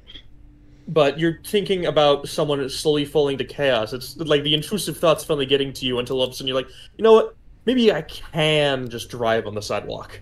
Mm-hmm. And it just goes from there. Maybe I can just fuck this random officer. Maybe she'll like it, I don't care if she does. I'll just do it. Because Slanesh... Yeah, they'll start like using markings. So that'll happen, but carving out signets, praying. Right, and so someone will probably eventually become right, quote unquote prophet, assuming it goes that far. Right, but so even with that, like, that's very disconnected, and like, don't get me wrong, it's going to be rates of insubordination, craziness, disobedience are going to go up, but that doesn't sound anywhere near as bad as half the Space Marines turning against you in a unified organized. No, but it's going to be a problem. Oh yeah, it's going to be something that's an issue. And honestly, as much as me joking about the stormtroopers falling to corn, I think they are so disciplined, it's going to take a while for them to. Yeah. But once they do, it'll definitely be corn for the stormtroopers. Not only that, I'm it is wondering... probably, I would say, for the Imperial naval personnel are more likely to fall to chaos, and they have fallen to any. Yes, I'm actually wondering now just how easily that would take, because it's like the orcs, while they get infested by the gene stealers, that doesn't really go far because those orcs are normally killed for being unorky. They find that out real quick. Like, it's not like the orcs don't know they're infected. They're just like, oh, that's not. Hey, you kind of a weird git. You got a bit of Ed bang going on. I get. Why are you acting like a squig? Yeah. What do you mean you're being peaceful? What do you mean? Well, the Empire itself doesn't have commissars, the officers, etc. Like, they'll just execute troopers for the most minor of infractions. I'm wondering if that will actually unwittingly kind of keep things not too bad in terms of chaos for a while. And here's the thing, we know that... It might actually do the opposite depending on which officer and what's the reasoning behind it. Well, especially if you have some really good officers like Thrawn and especially Peleon, however you pronounce it, P-Man, Mustache Man, Mustache Man, like, those are very respected officers that the men follow them a lot more. But also another thing I wanted to say about but they can't be everywhere. No, you're right. They can't. Just like Castellan Creed can't fight every guard battle and win because he can't be everywhere. Right. Admiral Spire can't be everywhere. Help the Space Marines. In the earlier years when they are concentrated and you have Pelion, you have Thrawn leading. Yes, but once they start to spread out, especially if we are talking decades and they get more and more and more, there's definitely, it just can't be everywhere, and the influence is not going to be. But I'm just saying, like, it's, yeah. I can see the Empire making a small headway in, kind of like their own Tau Empire. Right. But they are going to underestimate some of the forces and power that's going to come up and hit them. Right. And I definitely foresee, the question is, half the reason the Tau Empire is still around is because they haven't faced a lot of the major players all at once. Right. And they still don't have a lot of exposure to some of the most important players like Chaos. Right. They've only come up against Chaos like once or twice, and they barely made it through. And that's with them having like minuscule souls, which we assume the humans of the Empire don't. Will have full souls. And And so... Oh, also, just imagine, like, stormtroopers, or actually, no, Imperial officers being captured by the Dark Eldar. Boy, that's going to be a fun experience. Oh. It's going to be complete. I mean, yeah.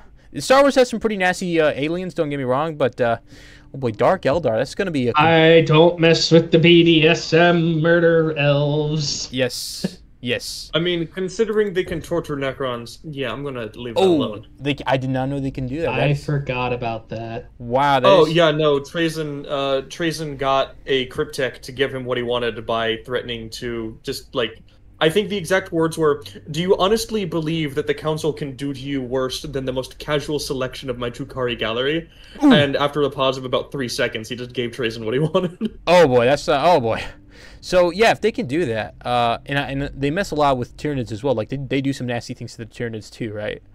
I think. Oh, actually, a good example of the Drukhari and what they can do I'm forgetting what it was, but they systematically took apart a person and kept him alive. His skin, his nerves, his bones, like they were removed and separated into chunks. His eyes were out of his skull, and I don't even think connected to his brain. But he could still see. He was experiencing all of it. Oh yeah, no, the Drukhari are. Yeah. As for the Tyranid, Drukhari don't mess with Tyranids because the smaller, like they might keep one or two random ones. The problem is if you keep anything bigger than a Gaunt, you're gonna bring a Hive fleet eventually. Well, the Hive fleet can't go into Kamara at the moment. Oh, that's good. Oh, that'd be the best fate for those devil elves to have. Even if they could, they would keep it as a monster fight in the pits because Gaunts don't really have much of a soul. Torturing them isn't going to do jack. Makes sense. To keep them alive. That makes sense. Also, if I may ask for a brief 2-minute break. Yes. Go piss. Yeah. Thank you. Also, one thing. So yeah, this is a break right now. Don't worry. But I actually have. He's going to piss now, guys. He's pissing.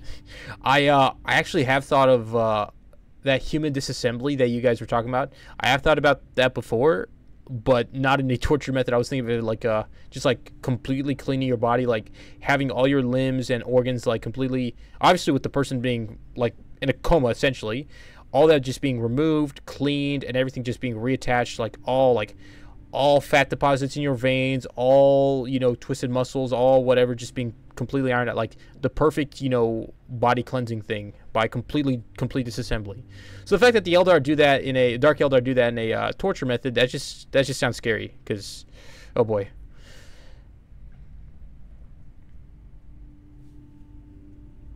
Yeah, it's your silence speaks volumes. Yes, the Drukhari are really going to not be fun to deal with. Yes. Period. Yes. But it's not really their fault, They do what they have to do to survive. I'm kidding. It's 100% their fault. They deserve to die. Also, it's like lightning. it's lightning. What's the? They should deal with the flood. Yes. No, I'm actually wondering if the Drukhari actually tried, I think they could convince the Imperials to just leave the galaxy. Alright, I am back, and my 40k Orc players will love the fact that I now have a squig beer. Alright. Squig beer. Alright, either way. Squig juice. So, I'd say by about half a century to a century in, the Empire will have a very large foothold. They've probably learned how to deal with regular Orc raids, Raiders and Night Lord. Raiders like a Renegade Space Marines and Night Lords, something like that. Probably regular Imperial Space Marines. I'm still saying that the Orcs are a bigger threat. Like, they might have to deal with a small raiding bands, but once a WOG gets going... Well, let's say they deal with that. Let's say that something big like that happens and they're pushed back a bit. I think they would learn how to deal with it. And how to, just how to master forces and such. It would be painful the first few times, but after that they'd realize that's just another thing for them to deal with. And so, 50 to 100 years in, they've moved in a lot of stuff, a lot of material. By this point, they've got, and again, the Empire moves so fast. So you say 50 to 100 years? 50 to 100, like between 5 decades and 10 decades after the initial starting point. And so they got a large foothold. They've taken over maybe a few sectors. By this point, the Imperium is getting ready to declare a crusade on them, like multiple chapters type thing. And obviously, you can't have a crusade without the Black Templars. So let's maybe our boy... Oh, Helbrecht. So let's say our boy Helbrecht and the Eternal Crusade are also getting ready to join it. This is going to be something big. Meanwhile, the Empire, they've got maybe one Executor and a couple other smaller dreadnoughts. They have the Death Star on standby. It's not. I don't think it'll be here. Maybe it's somewhere in the rear lines, policing some rebelling worlds or some worlds that have held out this whole time. But they have quite a fleet here, and also, one thing I wanted to say, and I forgot to say this when it came to the callousness of Imperial ground commanders. In Solo, when Han was a mud trooper on Nimba, like, they were treated really badly, and again, it was just like throw bodies at the problem. So the Empire can be very callous and very brutal when they got to. But either way, by this point, we're prepping for something big. Blood Angels probably had a few skirmishes, but they're a fire brigade, as most of Sardi's legions are, most of Sardi's chapters are. But by this point, they're prepping for something big. A sizable Imperial Fist contingent is here. I say overall, you might have probably 2 or 3 chapters of us. Actually, what do you guys imagine for a regular crusade? Because considering how Damocles' crusade had 500 Marines from multiple different chapters, what's the thing is, I would say full-on crusade. If done, well, here's the thing. Crusades can also be very, very different. For example, one of my favorite series, Tanith First and Only, Gaunt's Ghost, that entire book series is taking part during the Sabbath Crusades. There are Space Marines attached, but it seems to be less than most Crusades. Okay. And I think it's partially required for a crusade. Yeah, they really aren't. The Crusades are mostly a guard thing, and if the threat is big enough, the Space Marines will join. Okay, so in this case, I feel like since the Empire has been able to grind their way forward through the guard, I feel like they may attach some Space Marines. So I think this big counter-assault will be like something. We'll have maybe. No, it's definitely going to be a War Master style crusade. It's going to be gigantic. Right. How many Sardi's do you think they'll attach in this point? And again, by this point, probably several sectors are under attack or even wholesale taken. Again, several decades, maybe even 10 decades, maybe even a full century after. Even that, just the distance between sectors and everything else, I would say maybe 2 or 3 sectors max. Okay, 2 or 3. So they've taken over 2 or 3 sectors. They're attacking multiple others. And they're starting to take the periphery worlds and such. How many worlds are in a sector again? Sectors. 20. Really? So sectors are 7,000 cubic light years, right? If I remember correctly, and they're between 5 to 20 worlds. Not all of them have to be habitable. Right. 40k sector, because I remember those sectors did have a hard number, where subsectors and segmentae were a little bit more, flexible. Sorry, subsectors were 5 worlds. Yes, sectors are. Okay, sectors divided into. Okay, a typical sector, if such a thing exists, might encompass 7 million cubic light years, which is a cube almost 200 light years long. Just for reference, we are in a relatively semi-dense part of the Milky Way in our real world, and it's about 4 to 5 light years from star to star. So if you have a sphere that's probably like 10 light years. Yeah, 10 to 20 light years in diameter for subsectors. Right, for subsectors, yeah. And so 200, yeah, and that sounds about right. And so each subsector has multiple solar systems in them, solar system, whatever. So whole sectors would actually be pretty big. And it says a sector is divided into a number of subsectors, each usually encompassing between 2 and 8 star systems. That sounds right. So yeah, several sectors. Yeah, that sounds honestly. Did I say that because I was thinking of subsectors? I would say one sector would definitely require an entire response. Really? I mean, the Sabbath Crusades was for the Sabbath Stars, which I think was about I think that was like 2 sectors. Okay. Yeah, but they were also very important, if I recall. They were so. It was all for Saint Sabbath. It was a religious crusade. Yeah. But they had lost that. It took them almost 100 years to come back to that. Oh, so that's the thing is the Imperium moves pretty slow. So before any sort of the only thing is if Space Marines are involved, then they move fast. Yes, because but I'm saying then you have people going on. I almost would say, just even as close as you kind of want this to be, I don't like. We brought Dante in. We brought that in to have the Space Marines. If they're in the top of the they're I don't see them making it anywhere near Ball before Crusade is called. Okay, that makes sense. So I'm just saying that Ball and Dante's probably. I mean, I could see like I could see random a successor chapter sending some things like yes. God, the freaking flesh terrors. Yes, Gabriel would be scary. Oh boy. Oh yes. God. But also, random generic Ultramarine successor number 53 has entered the fight. Stuff like that. Like Nova Marines are around. Yeah. Silver Skulls, which actually Silver Skulls are second founding Ultramarines, so they might be packing some firepower.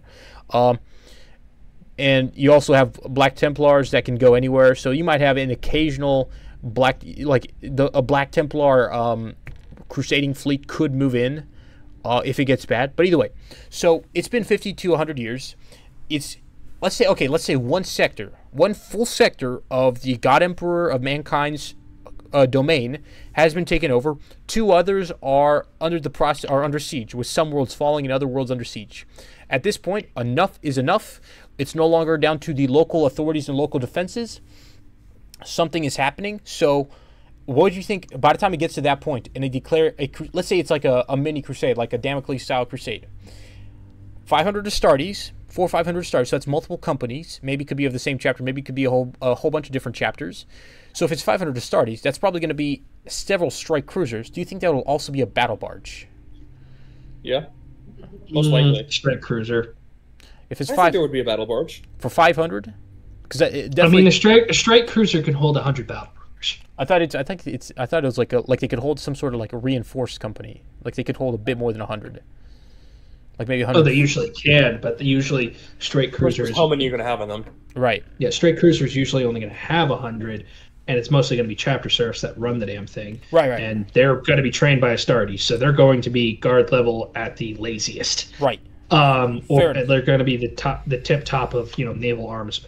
All right. So because Space Marines ain't going to have no slack in serfs. So in that case, do you think they may have, say, a battle barge and 2 or 3 strike cruisers, and the battle barge would be HQ and like 1 or 2 companies, maybe some command assets, some command squads, maybe even some veterans, and the strike cruisers would have like 1 company each? Do you guys think that's plausible for like a 500 Astartes size force?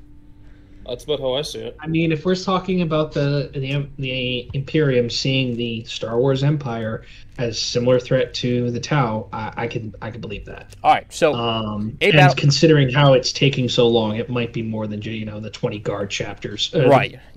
Regiments. Right. And so how many normal first of all, do you guys think any sort of Mechanicus assets would be brought in for a crusade of this scale? Oh, there was even a Mechanicus assets during the Damocles Crusade. There was at least one Mechanicus cruiser.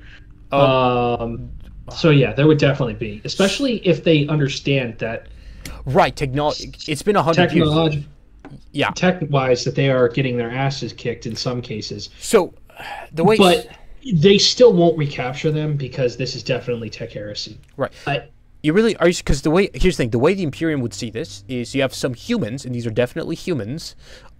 They're making some moves, so I'm sure it wouldn't be too crazy in the minds of heretic humans. Right? No, but the way technology is heretical. No, but the way I think they would see it is these are very advanced, very organized, but also very different in terms of culture and language humans. These heretical humans that do not follow the God Emperor, the technology they use cannot be trusted because of that. No, I get that, but at the same time, I'm going to agree with Heister on this one, if only just because Call is not around yet. You don't think they'll see it as these are humans who were never incorporated? These were humans, during the Dark Age of technology, who were never incorporated under the God Emperor's domain.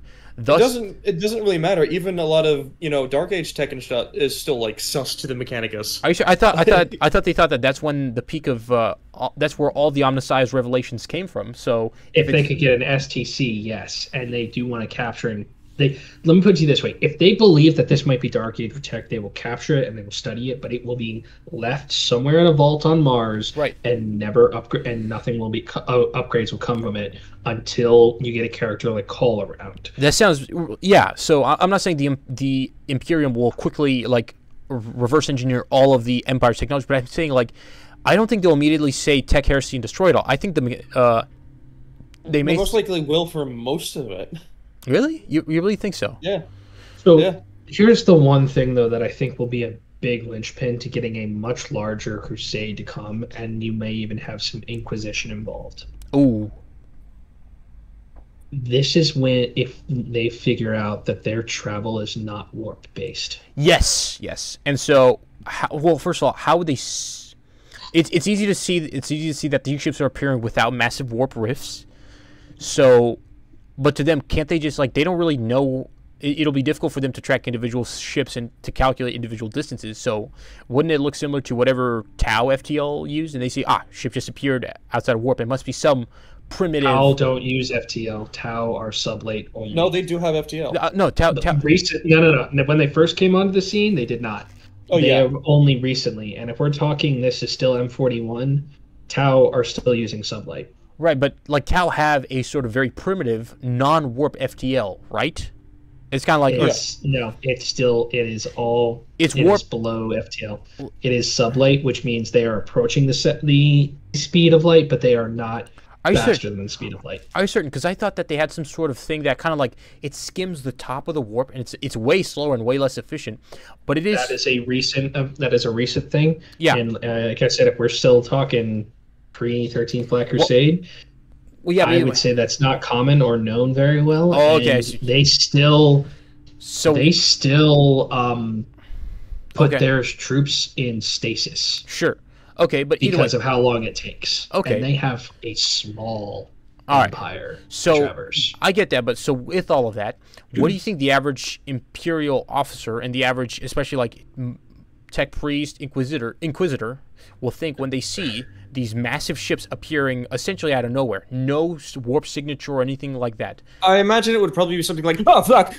So you don't think they'll think of it as a primitive... Because they can't really judge distances and velocities because they're not, they're just seeing these ships appear as they appear. They didn't see when they left and such. I think the navigators are going to immediately start screaming heresy. Okay. And so it's going to be heresy, right? They're not going to see it as advanced. I think they'll see it as interesting, and the Mechanicus, if they find out, will be like, what now? Exactly. Okay. But I think you're going to have influence from the navigators, families, and guilds to immediately wipe this shit out. Yeah, and they have a absolutely. That's the thing. And if those are getting involved, those are old families that have connections to Terra. Navigators and suddenly have a this stupid crusade is not going to be a small crusade. Okay, and mind you, this is decades in. A sector's already completely fallen. Several others under attack. Especially if there is trade still going to that sector via a rogue trader. Rogue traders, they do all sorts of things under the table, right? So they. Oh yeah. Okay, so there are rogue traders that openly trade with the Tau Empire and then bring it back to Imperial space. What are the odds? And as long as what are the odds of what? What are the odds of the Empire allowing this or being able to stop this if they don't allow it? I think the Empire would actually openly want to try and trade with other factions because they would want to see if they can get allies. Okay, that sounds about right. Especially early on, because if Thrawn is starting it early on, he's definitely not above that. He'd be more than willing. Also, another thing. Here's another thing. Thrawn's definitely going to do that. The Empire, while still terrible to aliens, is nowhere near as genocidal as the Imperium. The Empire may cooperate with the Eldar, with craft worlders. They may cooperate with them, but the Eldar probably won't. Well, the Eldar won't, but they'll see that these are monkeys. Sorry, monkai. We can't call people monkeys because that's not acceptable anymore. They're monkais. Very different to me. Very different. Oh dear God. But don't you guys think that the Eldar might be a little bit more interested in these humans because they see them as different and less crazy? I mean, until they start denying what chaos is, because the Imperium will not believe what chaos is. Okay. Sorry, the Empire will not. The Empire is going to hear chaos and go, "Ooh." Thrawn's going to study that to try and learn what it is. He's going to study it for sure, but he's also going to be like, most of them are going to think, okay, there's crazy superstitions. These people aren't clearly the most intelligent or developed. All right. Actually, I think the Empire probably would believe it to a degree. It would definitely take some seeing to believe, but there's a lot. They don't even believe in the Force, and they have Vader and the Emperor. Right. Well, I don't think No, they did. They just didn't understand it. Right. I don't think it's that they don't believe in the Force. I just think that I thought they just thought that the Force was silly, or at least those admirals. Opening scene of the first Star Wars movie. No, but he said, what is your stupid magics, and he chokes him out. No, he said your dedication. The majority of the Empire does not believe nor care about the Force. Hold up. You can't say they don't believe because Jedi were literally around. Also, that officer was questioning his power. Right, no, he literally got choked. It's not that he damn well knew that that Vader had powers and the Emperor had powers, and the Jedi were around a generation ago. Well, no, nobody knows the Emperor has powers. Well, they just think that he is right. Senator. Right. Yeah. No, but here's the thing: it's like Screw Face is the old senator. Yeah, but here's the thing: like the Jedi were around a generation ago. There's no way that like everyone still knows that the Force is a thing. They just think that it's. They forgot about it in canon, but in Legends they were still very much aware of it. Right. Yeah, but even then, that is like the biggest thing about the Empire's PR ability to basically wipe out, so that a majority of people did not remember or care about the Jedi. I'm amazed they did the Force. No, I don't think. I think there's no way they could. I think they just said that the Jedi betrayed the Emperor, and or they betrayed the Republic. And okay, so there's legends in canon. In canon, somehow, like the denizens of the galaxy, genuinely forgot that Luke Skywalker, who was a Jedi, existed and helped over the. Like they genuinely forgot about that. There's somehow. no that does not. They did. Like I'm sure that's a can, but that does not smell right at all to me. They probably thought of him as like a PR figure, and once the Republic won, they no longer needed to PR him up, so people forgot. Like, for example, in the Soviet Union, outside of the Soviet Union, we almost forgot about Vasily Yaitsev. Oh, if you know who that is. Yeah. He's the Well, but that's the thing is like, and it took us how long to remember the White Death? The Finns definitely propaganda. Well, that's one guy. Like we're talking about the Jedi. We're talking about the Jedi. Yeah. So it's like all the Jedi that have had a huge impact on the Republic. I'm sure the Empire would rewrite a lot of the books to downplay the Jedi significance, but there's no erasing them. I mean, unless it's like a Canadian saying, "Hey, remember America?" Oh. So exactly, it's just like mind you, America was, let's say America, or actually, 20 years after the Revolution. Yo, Great Britain, what is that? I don't know. Who's King George? I don't know. There's no way. There's no way. I think for them, the Force will. I mean, they'll misunderstand what the Force is. They'll just think a bunch of shamans who they could do some cool things like choke people and use laser swords, but they're just a bunch of crackpot shamans who were given way too much power, and they betrayed our glorious, at the time he was a chancellor, and they had to be put down. But they're a bunch of pot-smoking hippies anyway, so it's all right. Yeah, and it's like there are like if the Empire made little zombies. There's a virus that turns people into walking clocks. There was one that turned people into like weird lizard men. There's a whole bunch of weird shit in Star Wars.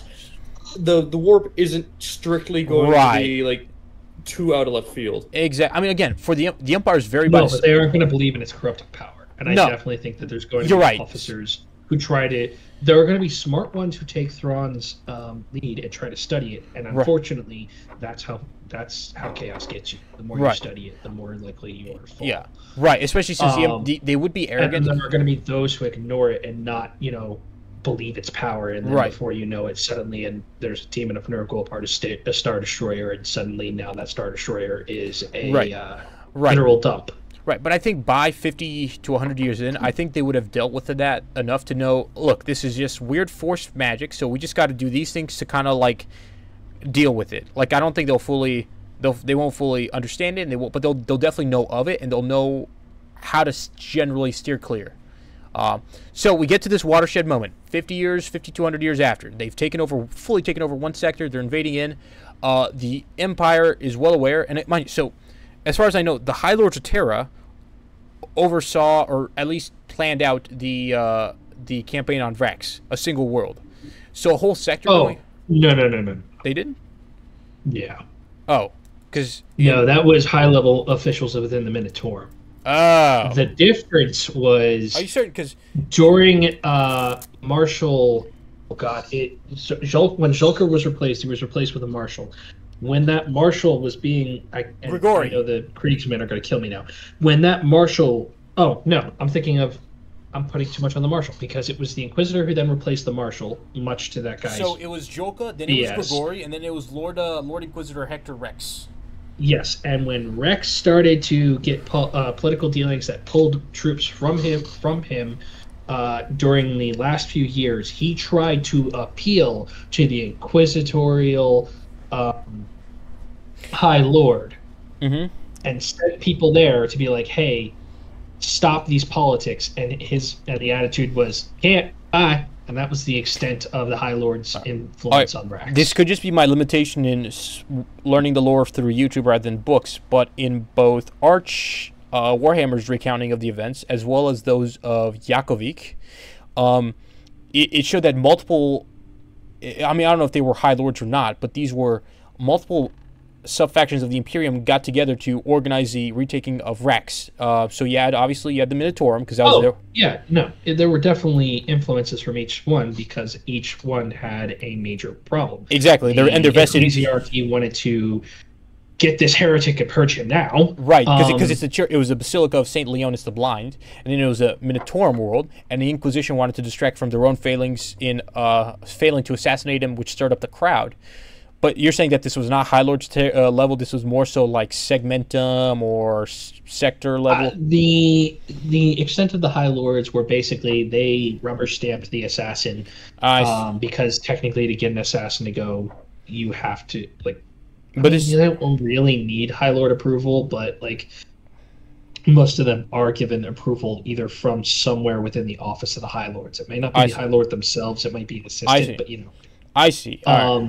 And then, as I said, when the Inquisition politics were getting involved with Rax and they were taking troops away. Rax is fun. That was a. So yeah, as for a sector, unless once again the navigators become a huge problem, they're just going to see this as something else on their plate. I kind of feel like it's more likely the navigators would try to stall things from within if the Mechanicus did take anything. They would stall things from within if they did take anything, but they would also want these things destroyed and removed from the history books immediately. Right. Yeah. And remember, and if they're still flying around out there, then oh fuck. Right. And again, they don't know what this is exactly. They don't really have much of. I mean, again, it's been 5,200 years, but they don't have too much of a reason to suspect that this is an extra galactic force. So for them, they might just see this as humans who either broke off during the Imperium sometime between M31 and now, or these might have been uncontacted humans who never got contacted by the Empire. So for them, yeah, they could just think, okay, we just take out this one sector and find wherever they came from before taking that one sector, and we're done with this. Just like how the Covenant thought, all right, we got these creatures on this planet, they're screwing with our sensors, and it's showing that they could be reclaimers, which violates our religion. So we just take out this one planet, everything will be fine again. So I could see them saying, you know what, if we just get this done fast, everyone will forget about it, and everyone will forget about any sort of non-warp based FTL. But yeah, that's the thing is, navigator houses do have a stupid amount of political power because they are freaking navigators. So I'm sure they can. I'm sure if they, because they try to extort Robert G. So if they find if they sense a threat to their livelihood, they will pull strings and they will make stuff happen. I mean, that was the whole reason for the Emperor's secrecy about not telling the Primarchs anything, because he didn't want the navigators to know, because unfortunately space travel was heavily reliant on them. Right. Sounds right. And Major Kill talked about that. If the Emperor did complete the Webway project, there likely would have been a rebellion of the navigator houses, and things would have gotten real interesting after that. Because I mean, it's like, how do you fight your wars if your GPS refuses to work for you? But regardless, so all right, in your guys' estimation, we're putting all the pieces together now. How would the navigators? So 5,200 years. I keep going back to that because that's the watershed when the real big pieces start to move in. How are the different factions of the Imperium going to react? The Mechanicus, the Space Marines, the Navigators, the Church, the Inquisition. How are all these pieces going to come together? Are they going to either ignore this or going to say this is a balls to the walls threat? I mean, none of them are going to ignore this, but not all of them are going to be balls to the walls, I think. Okay. Because you put this in Ultima Segmentum, and that is the largest segmentum and the one that is most stretched thin, you're not going to get the gigantic response you want unless you end up causing some sort of random heresy that's going to get at least multiple sectors involved.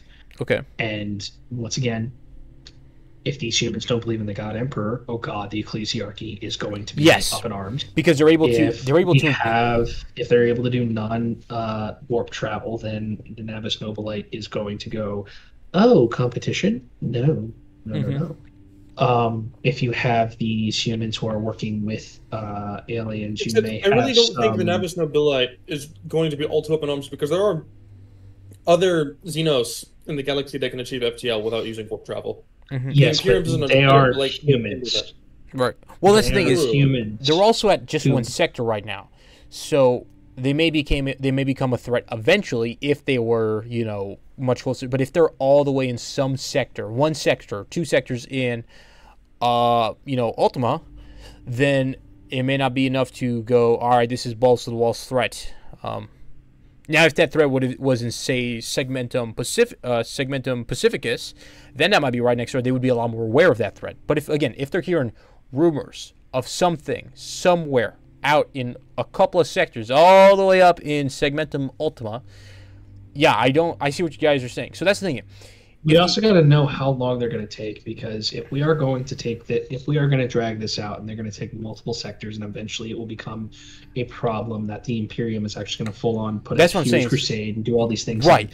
This is also probably around the time period that the Necrons are going to wake up, and guess where you just put them? Oh boy. So yes, there are probably going to be some. Yes, there are some. You are currently smack dab in the middle of the dynasty of Atun. Oh boy. What's his? Is he as much of a hard ass as Emotech? Let's look up Atun dynasty. No. Okay. He is not. Okay, because I know the Stormlord is like one hard ass motherfucker, and so, and the attitude and temperament of each individual dynasty, as well as your rivals, their nearby rival dynasties, will dictate tremendously the fate, how well the other creatures in that region fare. Right. Unfortunately, it's one of those dynasties that's not known much about, or at the very least not covered as much, because it's not one of the bigger ones. Okay, so but I think that's because that was the one I was talking about earlier, which is dealing with a Tyranid invasion, so the Imperium just doesn't know much about it. Right, fair enough. And yes, so this area is a little bit safe from the NIDS. Hold on, let me pull up a map of the NIDS. To any 40k fans who listen to this later and tell me I'm wrong, I apologize. I am not much of a Xeno person. Yes, I will edit that out. I'm not much of a Necron. No, go ahead. Let them yell at me. I like Necrons a lot, but I'm bad at maps. But no, those ones are. From what I'm seeing, the closest is Highfleet Moloch, and it's not quite hitting this area. It's not quite hitting this area. So you also got to remember that map is based off of what Imperium knows. Yes, that is true. That is 100% true. But I think they'll be fine. And it's mentioned that the ones that are currently fighting are done at the behest of the Silent King, and he intentionally is doing it so that they don't know. Okay, fair enough. And either way, now his argument is basically we can't let the Tyranids take everything because they take all the biomass. We'll never get our bodies back. Right. Now it's altruistic for his faction, not for the Empire. Right. Well, here's the thing. It's like the Empire, the Imperium, they can make stuff happen even during a crunch if it's big enough. So, remember, they weren't going... So, the Badab War was in early 900 M41. The Dab War was a clusterfuck of bad decisions. It was, but like, they didn't... It was also, if we look at lore, the Badab War was actually the big first lore piece. Like, the Horus Heresy and all this stuff, back when 40k was first starting, they were all tiny little specks in back history that nobody knew about. I'm sure, yeah. Mentioned to be important. Badab was the big thing. But it's largely been kept intact as is, and essentially what happened was they said that they didn't have the reinforcements to spare for Huron, but then once he starts doing his own thing, they immediately get 6 chapters there right away. Not to mention inquisitorial stormtroopers and all that good stuff. So that's the thing is, if it's a big enough problem, the Imperium will go Grey Knights on your ass essentially.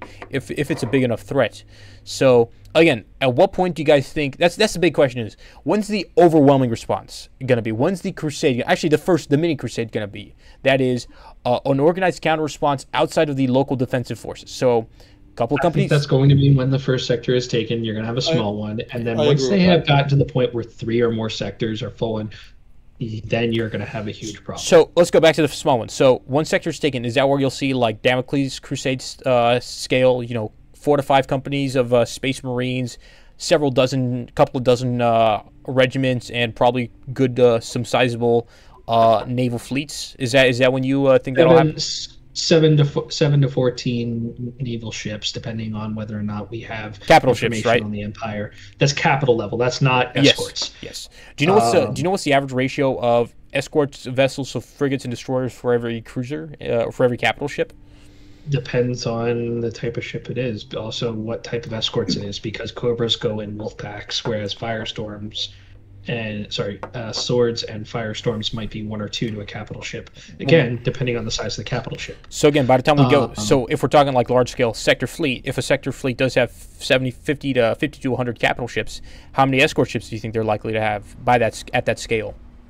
At least 2 per capital ship, minimum. I'm sure it's a lot more than that. Because when you look, it's like each carrier battle group has the one super carrier, but it's got 6 or 7 other ships. I'm not talking about the other ships. I'm just talking about the escorts. There's going to be other. Right. Well, there's going to be troop carriers. There's going to be food carriers. Right. Be other stuff. But like so, okay. So you're saying that a sector's taken. I'm saying at least 2 escorts for every mainline battle, if not more. Going back to Vrax, I think there was 2 cruisers and there was 14 ships defending Vrax. Yes. Some of them were gang-pressed freighters or other ships. Mm-hmm. Only 2 of them were light cruisers that were ships in the line. Everything else was a frigate or more. Right. So there were at least 10 escorts for 2 cruisers. Sounds about right. 2 ships on the line. So then, so let's go back to the adding it all up. So we said 500 Space Marines, and that's 1 battle barge and 2 or 3 strike cruisers. We have, you said, about 6 to 10 naval. I would say 1 or 2 strike cruisers and a bunch of this. You got to remember there are smaller strike. I can't remember what these Stardies call their frigates because they have special designated frigates. Right. They have 2 of them. Yes. It really just depends on the frigate, I think. Yeah, and they have 30 to 40 battle. They can carry anything from 30 to 40 battle brothers on. Yeah. So do they still? Because you guys said that they would likely, for a force of that size, they'd likely have a battle barge. Are you guys still keeping? I would assume as much. I had bet on it at least. I'd say if they have like a sizable fraction of Gladius class frigates. That's what I remember. Sorry. All right, I'd say, but again, I was thinking ironclad. if they do have a sizable fraction of a chapter, then they probably would have a battle barge to at the very least just coordinate operations. So they'd have like say 1 battle barge, 2 or 3 strike cruisers, how many other escort ships and frigates and stuff in their own fleet. Then we also have about 10 naval capital ships, Imperium Navy capital ships. I would say if it's a single sector, where single sector has been taken, but this is a growing threat. We also got to remember that single sector had 50 or more capital ships too. Yes. Oh, that's fair. That's a fair point. If the whole so they were defending it the entire time. So it might have the remains of that sector plus whatever was left from the others. That is true. I doubt they would have destroyed. You're right. They probably would have a larger, because mind you, I gotta remember that 14 ship fleet was for 1 planet. Also, mind you, they were assuming. So you have the remnants of the taken sector, but there's probably other sectors in the area that are under attack. Their fleets are probably still engaging. So, I mean, not to mention there's also the rough proportions. I'd imagine if there are 3 or 4 Astartes capital ships, the proportion of Navy capital ships is probably much higher than that, just because Astartes are so much rarer and more specialized. So if you do have like 4 Astartes ships, there's probably like 3 or 4 times as many Navy ships of equivalent tonnage. Oh yeah. So most definitely. So if not more. All right. So hell, if anything, the Astartes themselves might just be on the naval ship saying, "Hey, Navy, be my bus." Yes. Yes. Like how the actual Marine Corps likes to treat the Navy in the U.S. today. Right. Bus drivers. Bus drivers. That's literally what they call them. Bus drivers. Ubers. It just one action. But I think, yeah. So if we get and so we get to a response of that size, that means that we may have upwards of 100 capital ships at once. With hundreds of Astartes, dozens of regiments. How do you guys think the Empire will deal with that? I think they would still beat it eventually, but I think I think they'd beat it very quickly. You really think so? I don't think so. So here's the thing. You're saying this is after about 50 to 100 years. Yes. Between the Empire's industry, the information that would have been gathered over that time, and the fact that it's from fucking Thrawn, yes. He likely would have predicted this. He likely would have put in a lot of requisition orders. The Emperor would have absolutely heeded his word. I imagine there would be hundreds to potentially thousands of Imperial ships. Yes, already in the area. That does, and I'd assume the Empire is very stingy. It's very political. I don't see that many. Also, we're gonna remember, as I made the point before, the Empire's main ship of the line, the Star Destroyer, is the same size as an escort ship. It is, but they're so and the powers. I would argue the powers are about equivalent. I think I would say a macro. I would put a macro cannon up against a turbo laser. I said, I'm going with old Legends figure of 200 gigatons of I cannot in good conscience go with that because we don't. But that's the thing is, relatively small groups of Star Destroyers are able to bring the pain down on worlds that even excluding there's that. Also, one other thing that I want to point out when it comes to naval combat Sorry, please go ahead. No, sorry, Ant just got on me. That's gonna be it. But no, what I was trying to say was, even excluding that, you're looking at potentially thousands of cruisers, and I'd assume, because they've already taken the sectors, they likely would have already made out hyperspace lanes and shit. Right. They're going to be able to respond to anything that the Imperium throws to them in the sectors that they have under their control. Okay. Just like that, much faster than any other species in the galaxy, really. That, yes, but I will also say that there is, especially when it comes to combat within there, because even in Legends, with the exception of one time, most of the time Legends does say that the turbo lasers are short-range weapons comparatively, because Star Wars combat is based off of World War II naval combat. Yeah, but I mean, with that I would say that a lot of the Imperium's weapons could probably outrange the most turbo lasers. But even then, as we've seen on screen for Star Wars on 2 different occasions, they are vulnerable to ramming. And what does the Imperium love to do when they are? I don't think the Imperium is going to get a chance to ram them, because even in not subspace speeds, is it? Not subspace. Sublight. Sublight. So, yeah, even at sublight speeds, Imperial ships are just that much faster. They're incredibly fast, and while it's a little inconsistent, we're talking about being able to cross from one end of a solar system to the other in several hours at most. That's really, really fast. Star Wars ships do have... Okay, so this one thing is... crossing a solar system is a huge feat, but here's the thing about Star Wars ships. They do have inertial dampeners, and this is huge. And I know this is going to get a little bit into the nitty-gritty physics, but that's what I live for. And yes, I know it's a losing battle to try to apply these, but Star Wars ships do have inertial dampeners, which means they get to ignore G-forces. A lot of their numbers for accelerations are in the thousands of Gs of acceleration, and that sounds bonkers, and to a great extent it is, but at the same time, if you have inertial dampeners, you can do that. The missiles on their fighter craft, I think, travel at about 3,000 Gs. Honestly, I would not be surprised. If they're using space magic, fuel sources, I wouldn't be too surprised. And I mean, obviously they travel much faster relative to the ships, but at the same time, it's I can see ships linearly accelerating at hundreds of Gs if need be.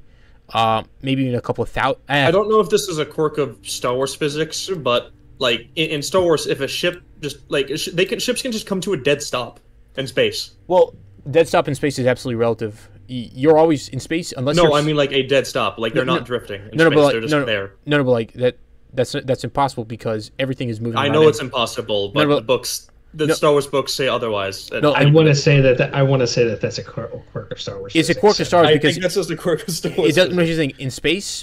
All motion is relative. So like, the second you stop accelerating, you're at a dead stop relative to yourself, and everything else is moving relative to itself. Essentially, like we're all technically like we're all sitting down right now, but the Earth is spinning like 400. I think it's like to put it into better perspective. You can have, like, say you have two TIE fighters right next to each other. Yes. They're both flying. They're both flying in space. One of them, the engine just shuts off. Yeah. That one's just going to like almost come to a dead stop immediately, and the other one's just going to fly past it. Well, the other one should preserve its momentum and just keep going at the same speed. No, it should. That makes sense given orbital mechanics. If they both have their engines on, and one of them turns off its engines, the other one will fly by as if the other one stopped, just because it's accelerating and the other one isn't. The other one is still moving at no, because they maintain the same velocity. Well, no, if you're running your engines, you're not maintaining your velocity. You're accelerating. If you're in space and you're running your engines at all, you're accelerating, because in space there's no drag. And if you were to turn off your engines and someone else didn't, it would look like you stopped, and they would look like that other craft would look like it's going, but you're still drifting, except you have no way of knowing that because all motion is relative. So it may look like you just stopped. So you guys know, like in I'm sorry for bringing this up, but Episode 8, how the giant B2 is chasing those rebel ships, and as soon as they run out of fuel, they look like they just stop. That's just because everything is accelerating. So they didn't technically stop. They just stopped accelerating, and they're just drifting. But everything else is continuing to accelerate. I know it's weird. I know we're getting to nitty gritty, but basically, you're good. Plus, that scene doesn't make a lot of sense if only just because they're arcing their shots. Why in God's earth are they arcing their shots in space? But Star Wars physics is generally weird, including there also being air. All of Episode 8 has a hard time making sense. Yes. So we'll just ignore that. You know what? Fair enough. But either way, so I will say, yeah, Star Wars ships are pretty agile, and they are, since they have inertial dampeners, they can accelerate to, what is likely hundreds of Gs. And I'm sure like every single Expanse fan out there is like, they don't actually realize that we got a big Expanse aficionado in the server, and he loves to go on about how Expanse ships can accelerate like 50 Gs for hours on end. I'm like, buddy, you don't know that you're going to get turned into jelly. And he says, no, we got like special couches and special juices and stuff. Special couches. The special. Yeah, you sink. Yes, yeah, exactly. And like that'll take out some of the Gs for like 3 seconds. After that, you're still feeling it. And you got special juices, like special adrenaline juice. And no, you don't understand me. You sink deep. Yes, yeah, exactly. 50 Gs, but you ain't get. He's like, well, some guy lasted like 40 Gs once. I'm like, yeah, some built brick house test pilots survived 50 Gs for like a quarter of a second. Yes. Either way, but with inertial dampeners, you can do crazy things. You can do absolutely nuts. And that's the thing is, I don't. Does 40K have anything similar to like they have inertial dampeners?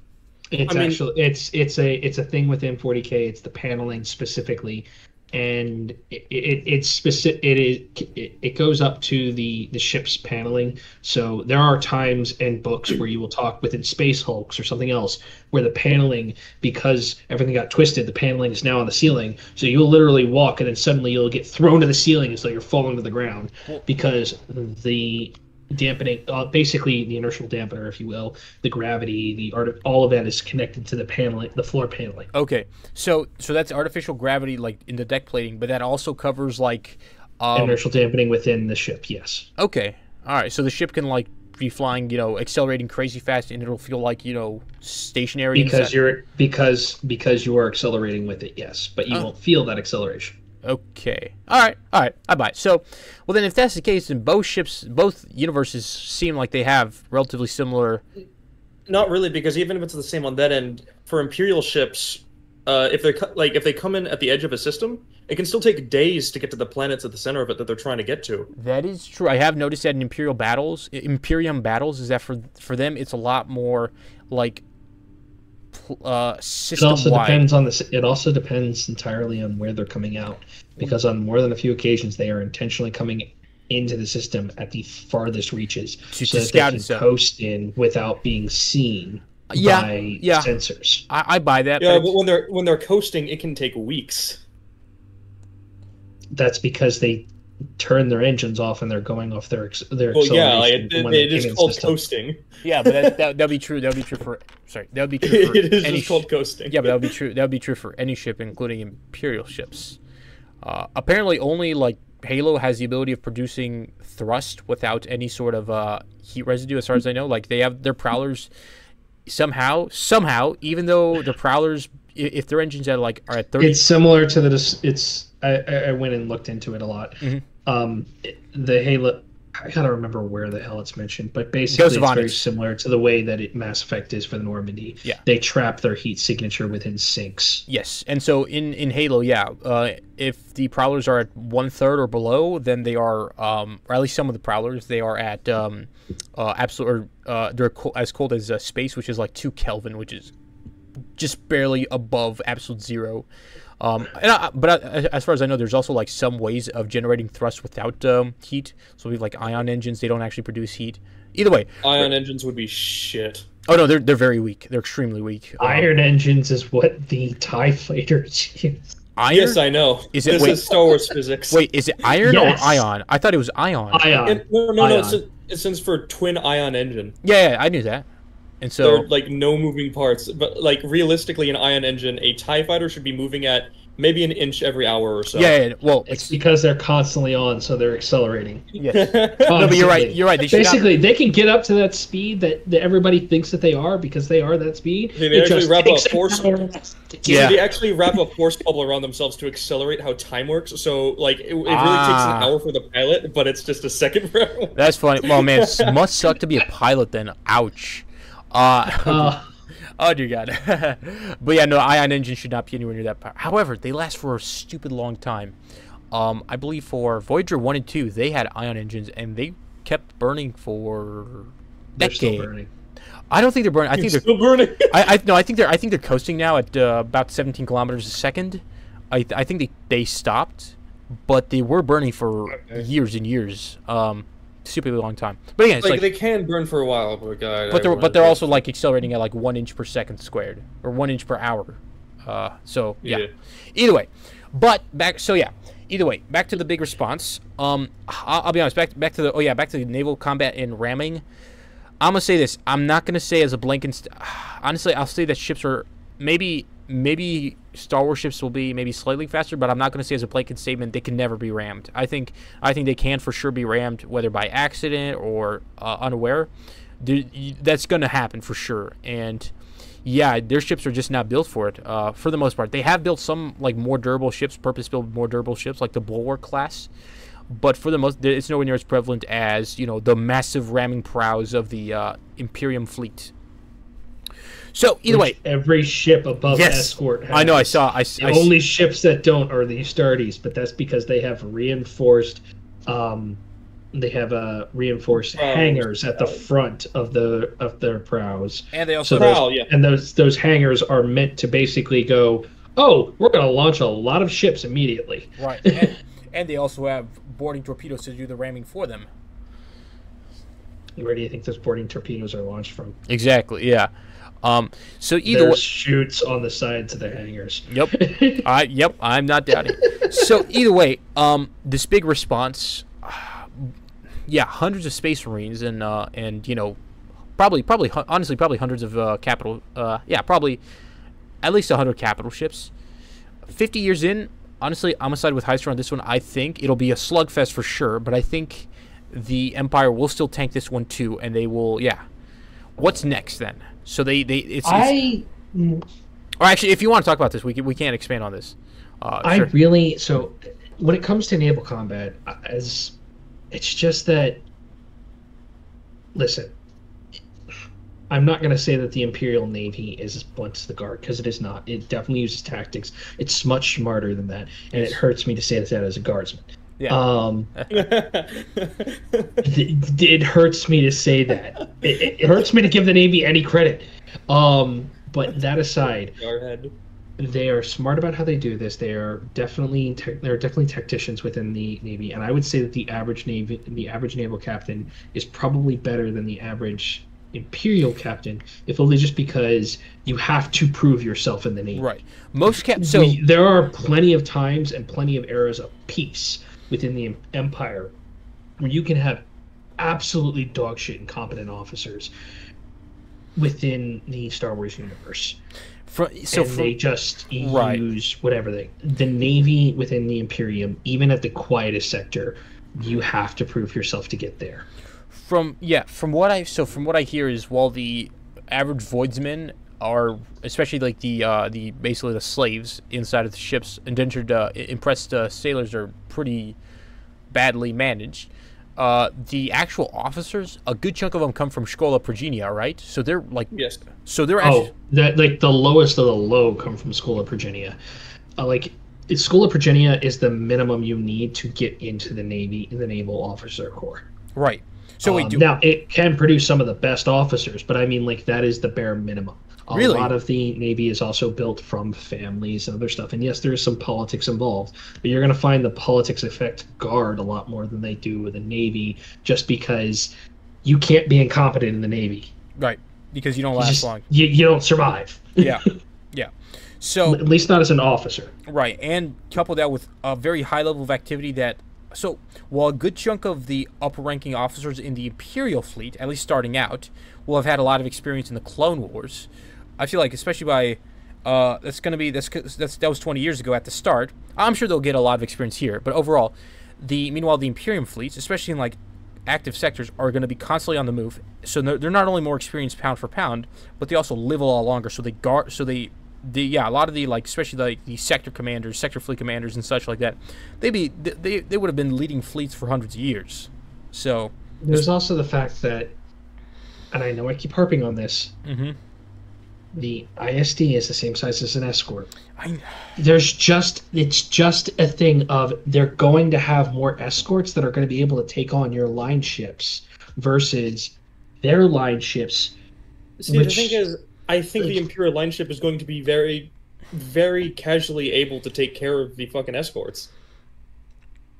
Have you seen, like, I would say it depends on the escort and how they come across this. If you throw a Cobra destroyer against a Star Destroyer, unless that Cobra destroyer has the distance and can launch its torpedoes, yeah, I'll say it goes to the ISD. But a Firestorm with those lance cannons, the lance battery, and the prow lance, it's just... The lances are the only thing that I think is a danger, but keep in mind... The lances are basically... Okay, so there are Executor classes that have miniature Death Star lasers. I see a lance as a miniature Death Star. Maybe not the smaller ones on Escort, but I still see it as that type of laser, that power.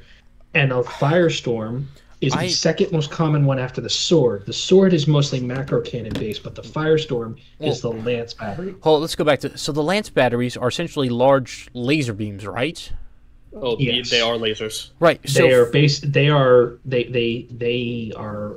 probably on par with Death Star.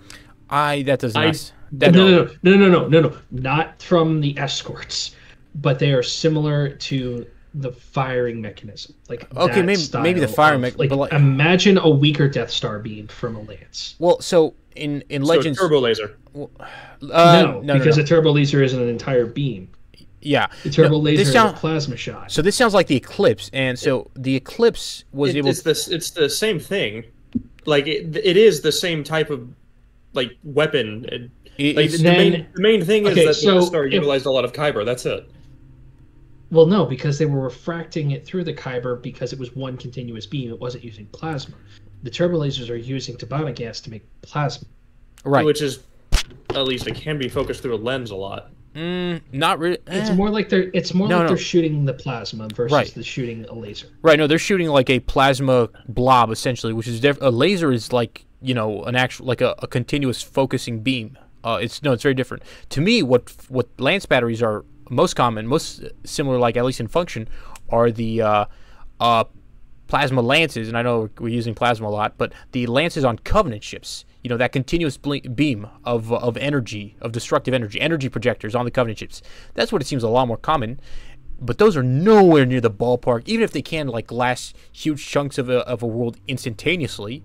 Before they don't seem to be anywhere near the ballpark of a Death Star or even the Eclipse. No. What I was trying to use of Death Star is the firing mechanism. Yeah, no, I get that. Say that they're okay. But at the same time, because they're continuous, because they're constantly hitting, those shields are going to go down quickly, and it's going to burn a hole through the hull. The thing is, they don't just keep a lance beam on. They don't. It's not like a drill. Like, it's on for a moment and then it's off. Right, because it eats up a lot of power, doesn't it? Like a stupid amount of power. Depending on which one you're going, the prow lances can fire pretty often. Yeah, pretty often, but it's not just like a beam. It's just beam. How similar? Wait, guys, how similar is the naval engagements in Battlefleet Gothic compared to lore? Because in those, yeah, even on the. I mean, the cutscene. I think the introduction to cutscene for BFG2 with Kedia Falls is pretty accurate. Yeah, I'm pretty like from what I've seen that it's like they don't get me wrong, they're pretty powerful, but like, and the shields go down pretty quickly when two big ships are slugging it out. But those those plasma lances, they don't seem to do a stupid amount of hull damage, probably just because the hulls are so thick. And they don't because the hulls have ceramite, and ceramite is ceramic. Is basically a ceramic base that burns off heat quickly. Right. They're using Durasteel for the Star Wars ships. Yes, and Durasteel. The steel is going to take that. It's going to be the same thing as the aluminum, aluminum. Yeah, the aluminum armor for Halo. They burn off quickly. Wait, Halo doesn't have aluminum armor. It's titanium. The titanium 3A. God damn it. Yeah. Well, yeah, there's that, but it's also like they.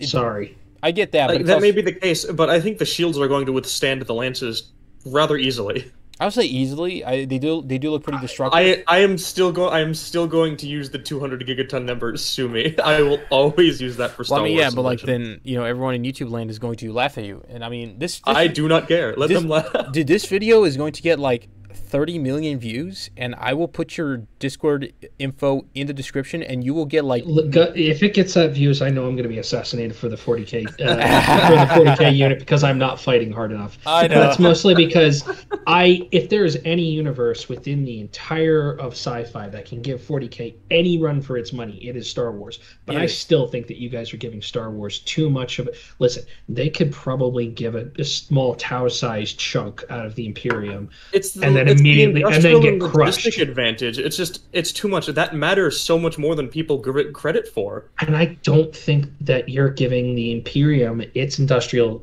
advantage that you think it is. It has a massive industrial base, but it's not quite as large as the Empire's, and they're spread much more thinly, especially in this scenario. They also have a much easier logistics system because they can get shit there faster.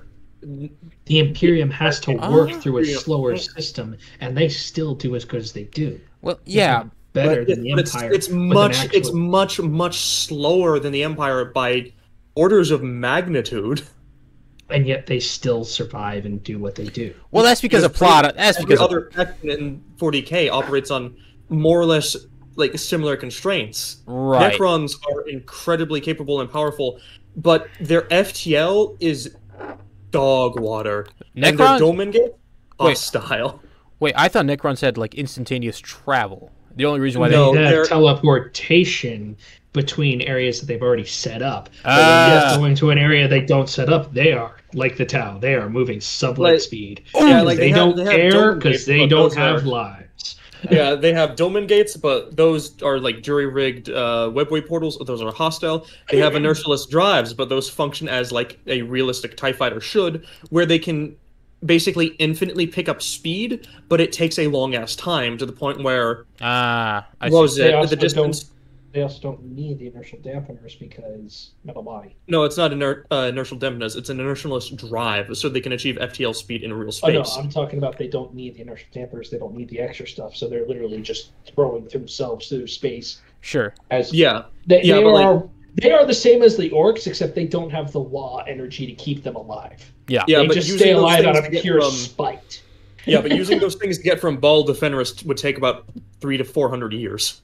Yeah. Ball and Fenris are actually, they're medium close. I'm looking at a map right now. Yes, I know. That's why he's saying that, and that's why I agree. Yeah. They are sublight speeds. Yeah, the orcs do what the orcs do. They're not super fast. They're not necessarily super slow. They're very spontaneous. Chaos is... The orcs somehow enter the warp and then exit the warp wherever the hell they want. Yes. Well, that's the first war. Commissar, put it down. I'm talking about the orcs. The first war of Armageddon was them accidentally finding Armageddon. That's how it usually goes. Right. Yeah, because they got spit out of the warp. All right. Near that place. All right. What was it? I think they just trust Gork and Mork to toss them through.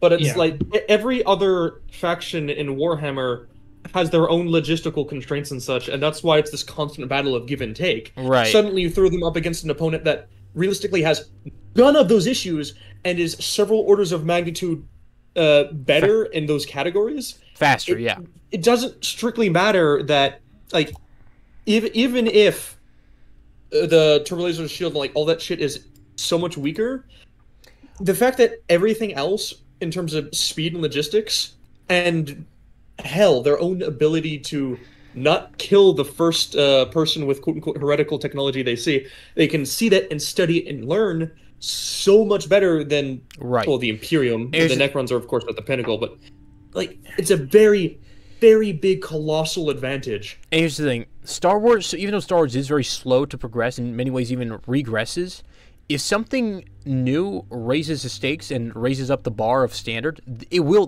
readjust really quickly. And so before they have their own problems with that. Like for example, how long did it take for them to adjust to the Yuzong Vol? And they never really did fully adjust. They just got the numbers from the Empire. The Empire in exile. It took them I think it was like over a decade, right? I don't know the actual dates too well, but it was a protracted campaign. They're a weird powerhouse between the fact that the soldiers, like their skin is resistant to lightsabers and their ships utilize singularities as both a shield and an engine. Honestly, they're also prone. It's like, what the fuck? Honestly, they're actually a pretty interesting cross between the freaking Tyranids and something. Yeah, and then it's like the stagnation and stuff in Star Wars comes more down to the fact that something's invented, someone doesn't like it, they destroy it and try to wipe out and it's like a case of rinse and repeat, such as with von Neumann probes and other things. Right. Not to mention, it's like they've been at peace for 2,000 years, I believe, or 1,000 years, whatever, since the Rusan Reformation. So for them, that's the thing is like right before the Clone Wars, their biggest ships, for the most part, were dreadnought heavy cruisers, and those are like 400 meters, 500 meters. They're tiny. Then during the Clone Wars, big ships are now, or average ships are about 1 to 2 kilometers. Big ships are like 3 and 4. Like you had the Malevolence, and there were actually several ships of that class. You start introducing Kuat Drives had a few old designs for large ships, like the Praetor 2, which was about 4,800 meters, and the Mandator, I believe, which was about 7, but those were nowhere near as efficiently run. But then after that, the Empire set a new benchmark. So their average ship, the Star Destroyer, was leagues higher than the previous warships. So I feel like if given 100 years in the Imperial 40K galaxy, if the new benchmark has to be 5,000 meters long, and 2 million crew or whatever it is, maybe not 2 million, maybe 150,000 crew. I think that within 50 to 100 years, they can 100% get that done. If that's the new benchmark. Don't get me wrong. But they were struggling to get the amount of ISDs that they needed to police their own galaxy. Well, they were also making a super weapon in secret. They also were making a shit ton of... They had so much going on in less than 20 years. 100%. And how many super weapons in secret are happening within the Imperium of Man while they're still producing ships? Well, a lot, but to fight. But it's so much harder for them to actually pool the resources galaxy wide and actually that's the thing is for them they're fighting. Yeah, it's so much more costly for the Imperium. Once you get much longer. Once you get to the Space Marine level, obviously it feels a lot more coordinated. But even then, 1,000 different. I feel like we are focusing too much on just what the Imperium themselves are going to deal with, because I really think that the orcs and chaos are going. Chaos as well, but the orcs are just going to be a much bigger problem for the Empire. I really think that you guys are underestimating just how dangerous those guys are to them. No matter how much they seem like the idiot faction, because every single one of them. The orcs. I've read a lot of books focused on the orcs. I love them a lot. I don't think it's going to matter all too much. How big is the average orc? Because I do know that they're pretty big. Space Marine sized. Okay. Yeah, Space Marine size. But they don't have the average knob can actually kill the Space Marine if the Space Marine is not using. I think a knob their heightened bigger. Yeah. The average knob can go up against a Space Marine. If the Space Marine is not careful or understanding what they're coming up against, they will get fucked up. Yes. Yeah. That sounds about right. And there's a lot of orcs, and they have a lot of toys.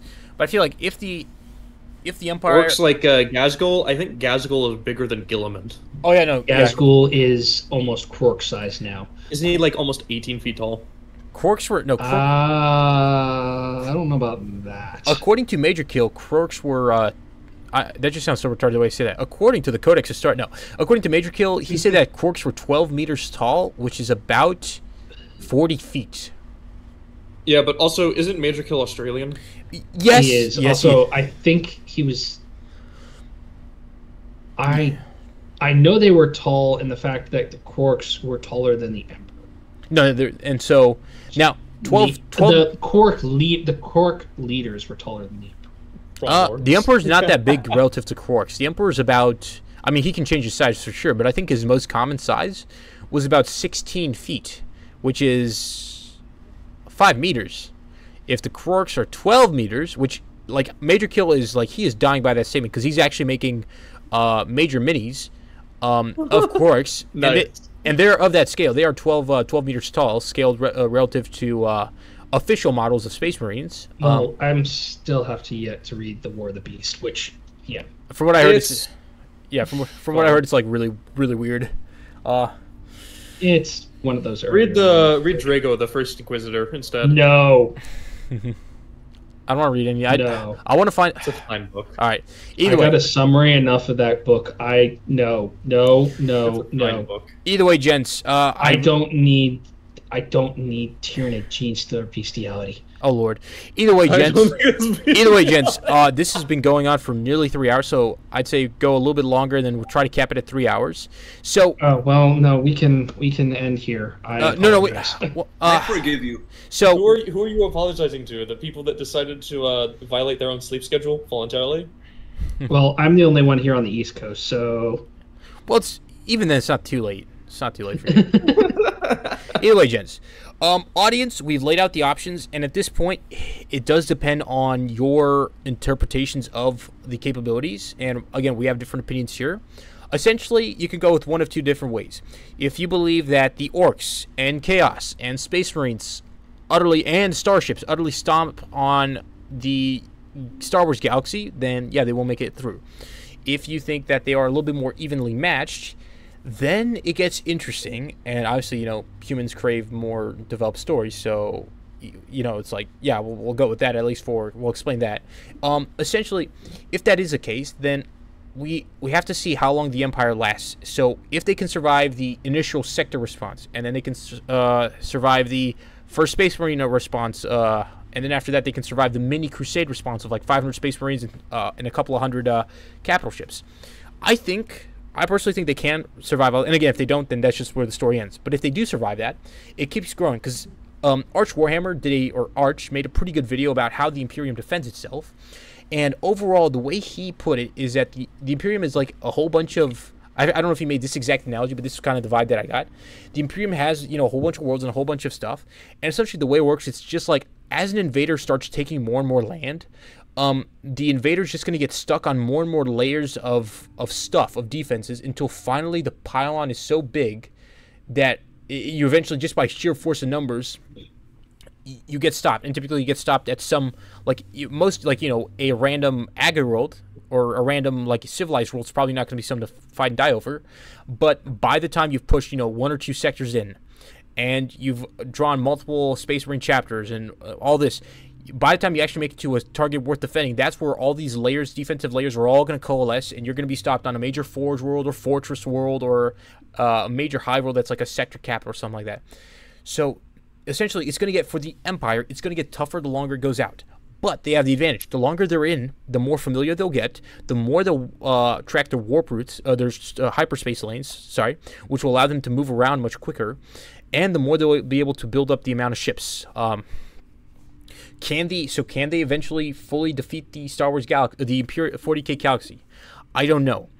I think if we're playing the long game, Star Wars has the advantage just because they move so much faster. But if we're talking so far, they've been able to stay under the radar just because they're so small. If they're also moving in, if they're going to be much bigger, like if they start actually like being a galaxy-wide nuisance at the very least, then, or like, I mean, the Tau are relatively small. They're definitely above sector size, but they're relatively small, and yet they already had Tyranid splinter fleets, Wark Wogs, Dark Eldar, Imperium mini crusades. If we get to that point, if the Star Wars invaders get to that point, everyone will be interested in them, and once they have everyone's attention, then it's going to be a lot more challenging. Can they survive that? Honestly, I feel like once they move past they can definitely like hide in the shadows and take one sector or two every once in a while. But if they actually move on to a full-scale advantage, a full-scale assault, I don't think they can't. Actually, I'm not sure. It's going to be a real challenge for them to have the numbers to be able to deal with everyone's attention. A proper crusade, multiple chapters, including Black Templars, with thousands of ships. That's going to be very difficult for them to fight. Not to mention big Necrons. Like Necrons don't really. If they don't notice you, then you'll be fine. But if they do notice you, if they do see you as a threat on of their dynasty, then they will dedicate all their tools to kicking you off, and that's going to be very difficult to stop. So, can Star Wars move that fast? Can Star Wars be that strong? They got the speed. Do they have the endurance? I don't know. And I leave it up to you guys to comment it out. We try to lay out all the different ideas and options and such. If you think that a lot of stuff is being left unsaid, it's probably because it was covered in the first video, which was the 30K Great Crusade era Imperium invading the Star Wars galaxy at around a similar time frame as they are invading right now for their timeline. And we did talk a lot more about, say, the strengths of Space Marines, or a lot more of the ship-to-ship combat, even though we did talk a lot about that, the economic advantages and such. So, and again, if a bunch of you folks really comment that a bunch of stuff was left unsaid, then technically a bunch was. It was, yeah, but that's because both over 140K books. Oh, I think it's over 300. I thought it was over 300 because it's 60 and just. There is, but like I'm not going to specify it because there's that many. Right, and like 4,321. Yeah, sure. That number was just made up. I know. That's actually... I believe it if you're including 30K, because I think the 30K novels there's like 120 of them. There's 60 in the horse. There's 60 in the mainline horse heresy, as far as I know. Plus, all the other side stories and such. Yeah. So I'm saying something else. Yeah. What needs to be understood is that a Hive City sewer rat would chest burst out of Emperor Palpatine and save the Star Wars galaxy. 100%. I don't doubt it. I do not doubt it. Well, the rats there are like way worse than the Halo 3 rats, aren't they? Like they're like actual like real. Halo 3 rats. What the fuck do those things do? They spin around and then explode. Oh, we should have made that the meme. You guys know the new meme of like the blue Smurf cat playing Spectre. We should do that, but with like a Halo 3 rat spinning. Well, actually, no, they did have a meme of the Halo 3 rat spinning on Freebird, which is much better. That's what the old meme is. Crazy. There's crazy ones. Either way, but folks, we're leaving a lot of this stuff intentionally. We're leaving the outcome intentionally vague, just because there's a lot of moving parts, and half the fun is actually just theorizing and planning it out for yourself. That's where. So, the way I got a lot of these ideas was just like thinking about these while I do my long runs, and just thinking, what if the Great Crusade just carried on into the Star Wars galaxy? And again, it's like there's a lot of moving parts. There's a lot of things that are ambiguous. There's a lot of things that are left intentionally ambiguous just to foster more chatter about them. They'll be standing there by the public urinal and they'll think, I wonder what would happen if the Urkin Empire just popped out of the Eye of Terror. Yeah, exactly. And it's like that's the fun part.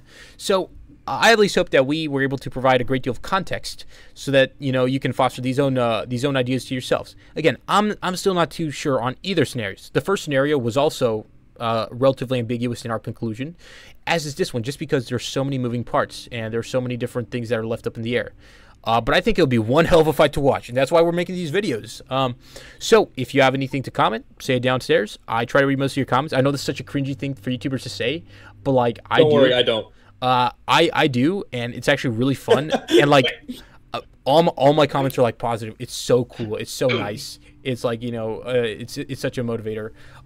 And yeah, it's like and here's the thing, guys. If you have good ideas to share, if you have in-depth things to add, join my server. We talk a lot about this stuff. A good chunk of the guys here were folks who saw my YouTube videos and joined in. So if you are a passionate sci-fi military nerd, emphasis on the military, you just join and share your ideas, and you might even end up on another episode, on a future episode of the podcast, as long as you're not, you know, an obnoxious screwhead. But we all know. Wait a second. I'm here. No. Yeah, if you know, you know. But either way, and so yeah, it's yeah, and thank you so much for. I mean, this is really long. It's like 3 hours. But yeah, thank you so much for watching, and remember to hit that big red button to eradicate all the Xenos. Are you going to tell them what we're doing in the next episode? No, I don't know what we're doing in the next episode. Figure it out right now. I'll add it in post. I'm pretty good at that. We'll add it in post. We'll fix it in post. What was that? What did he say? He's.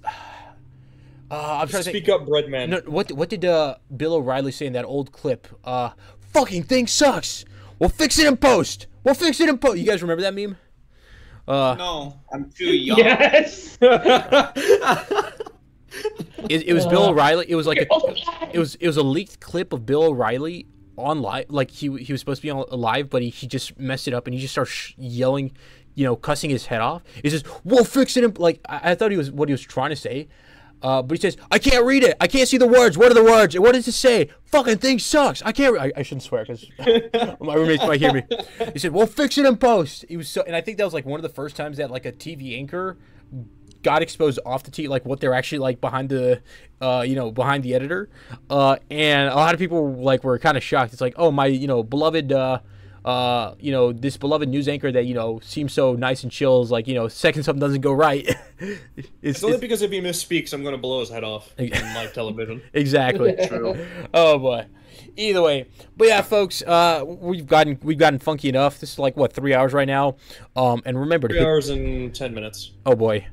And remember to hit that big red button to eradicate all the Xenos, then hit the Liberty Bell to replace them with America. Just as the Founding Fathers intended. This has been Corporal Hotpockets, and Jiffy, and Heister, and some other clown, reminding you what teaching you what the ladies like, one lesson at a time. And remember, Spartans, keep driving forward onto dawn.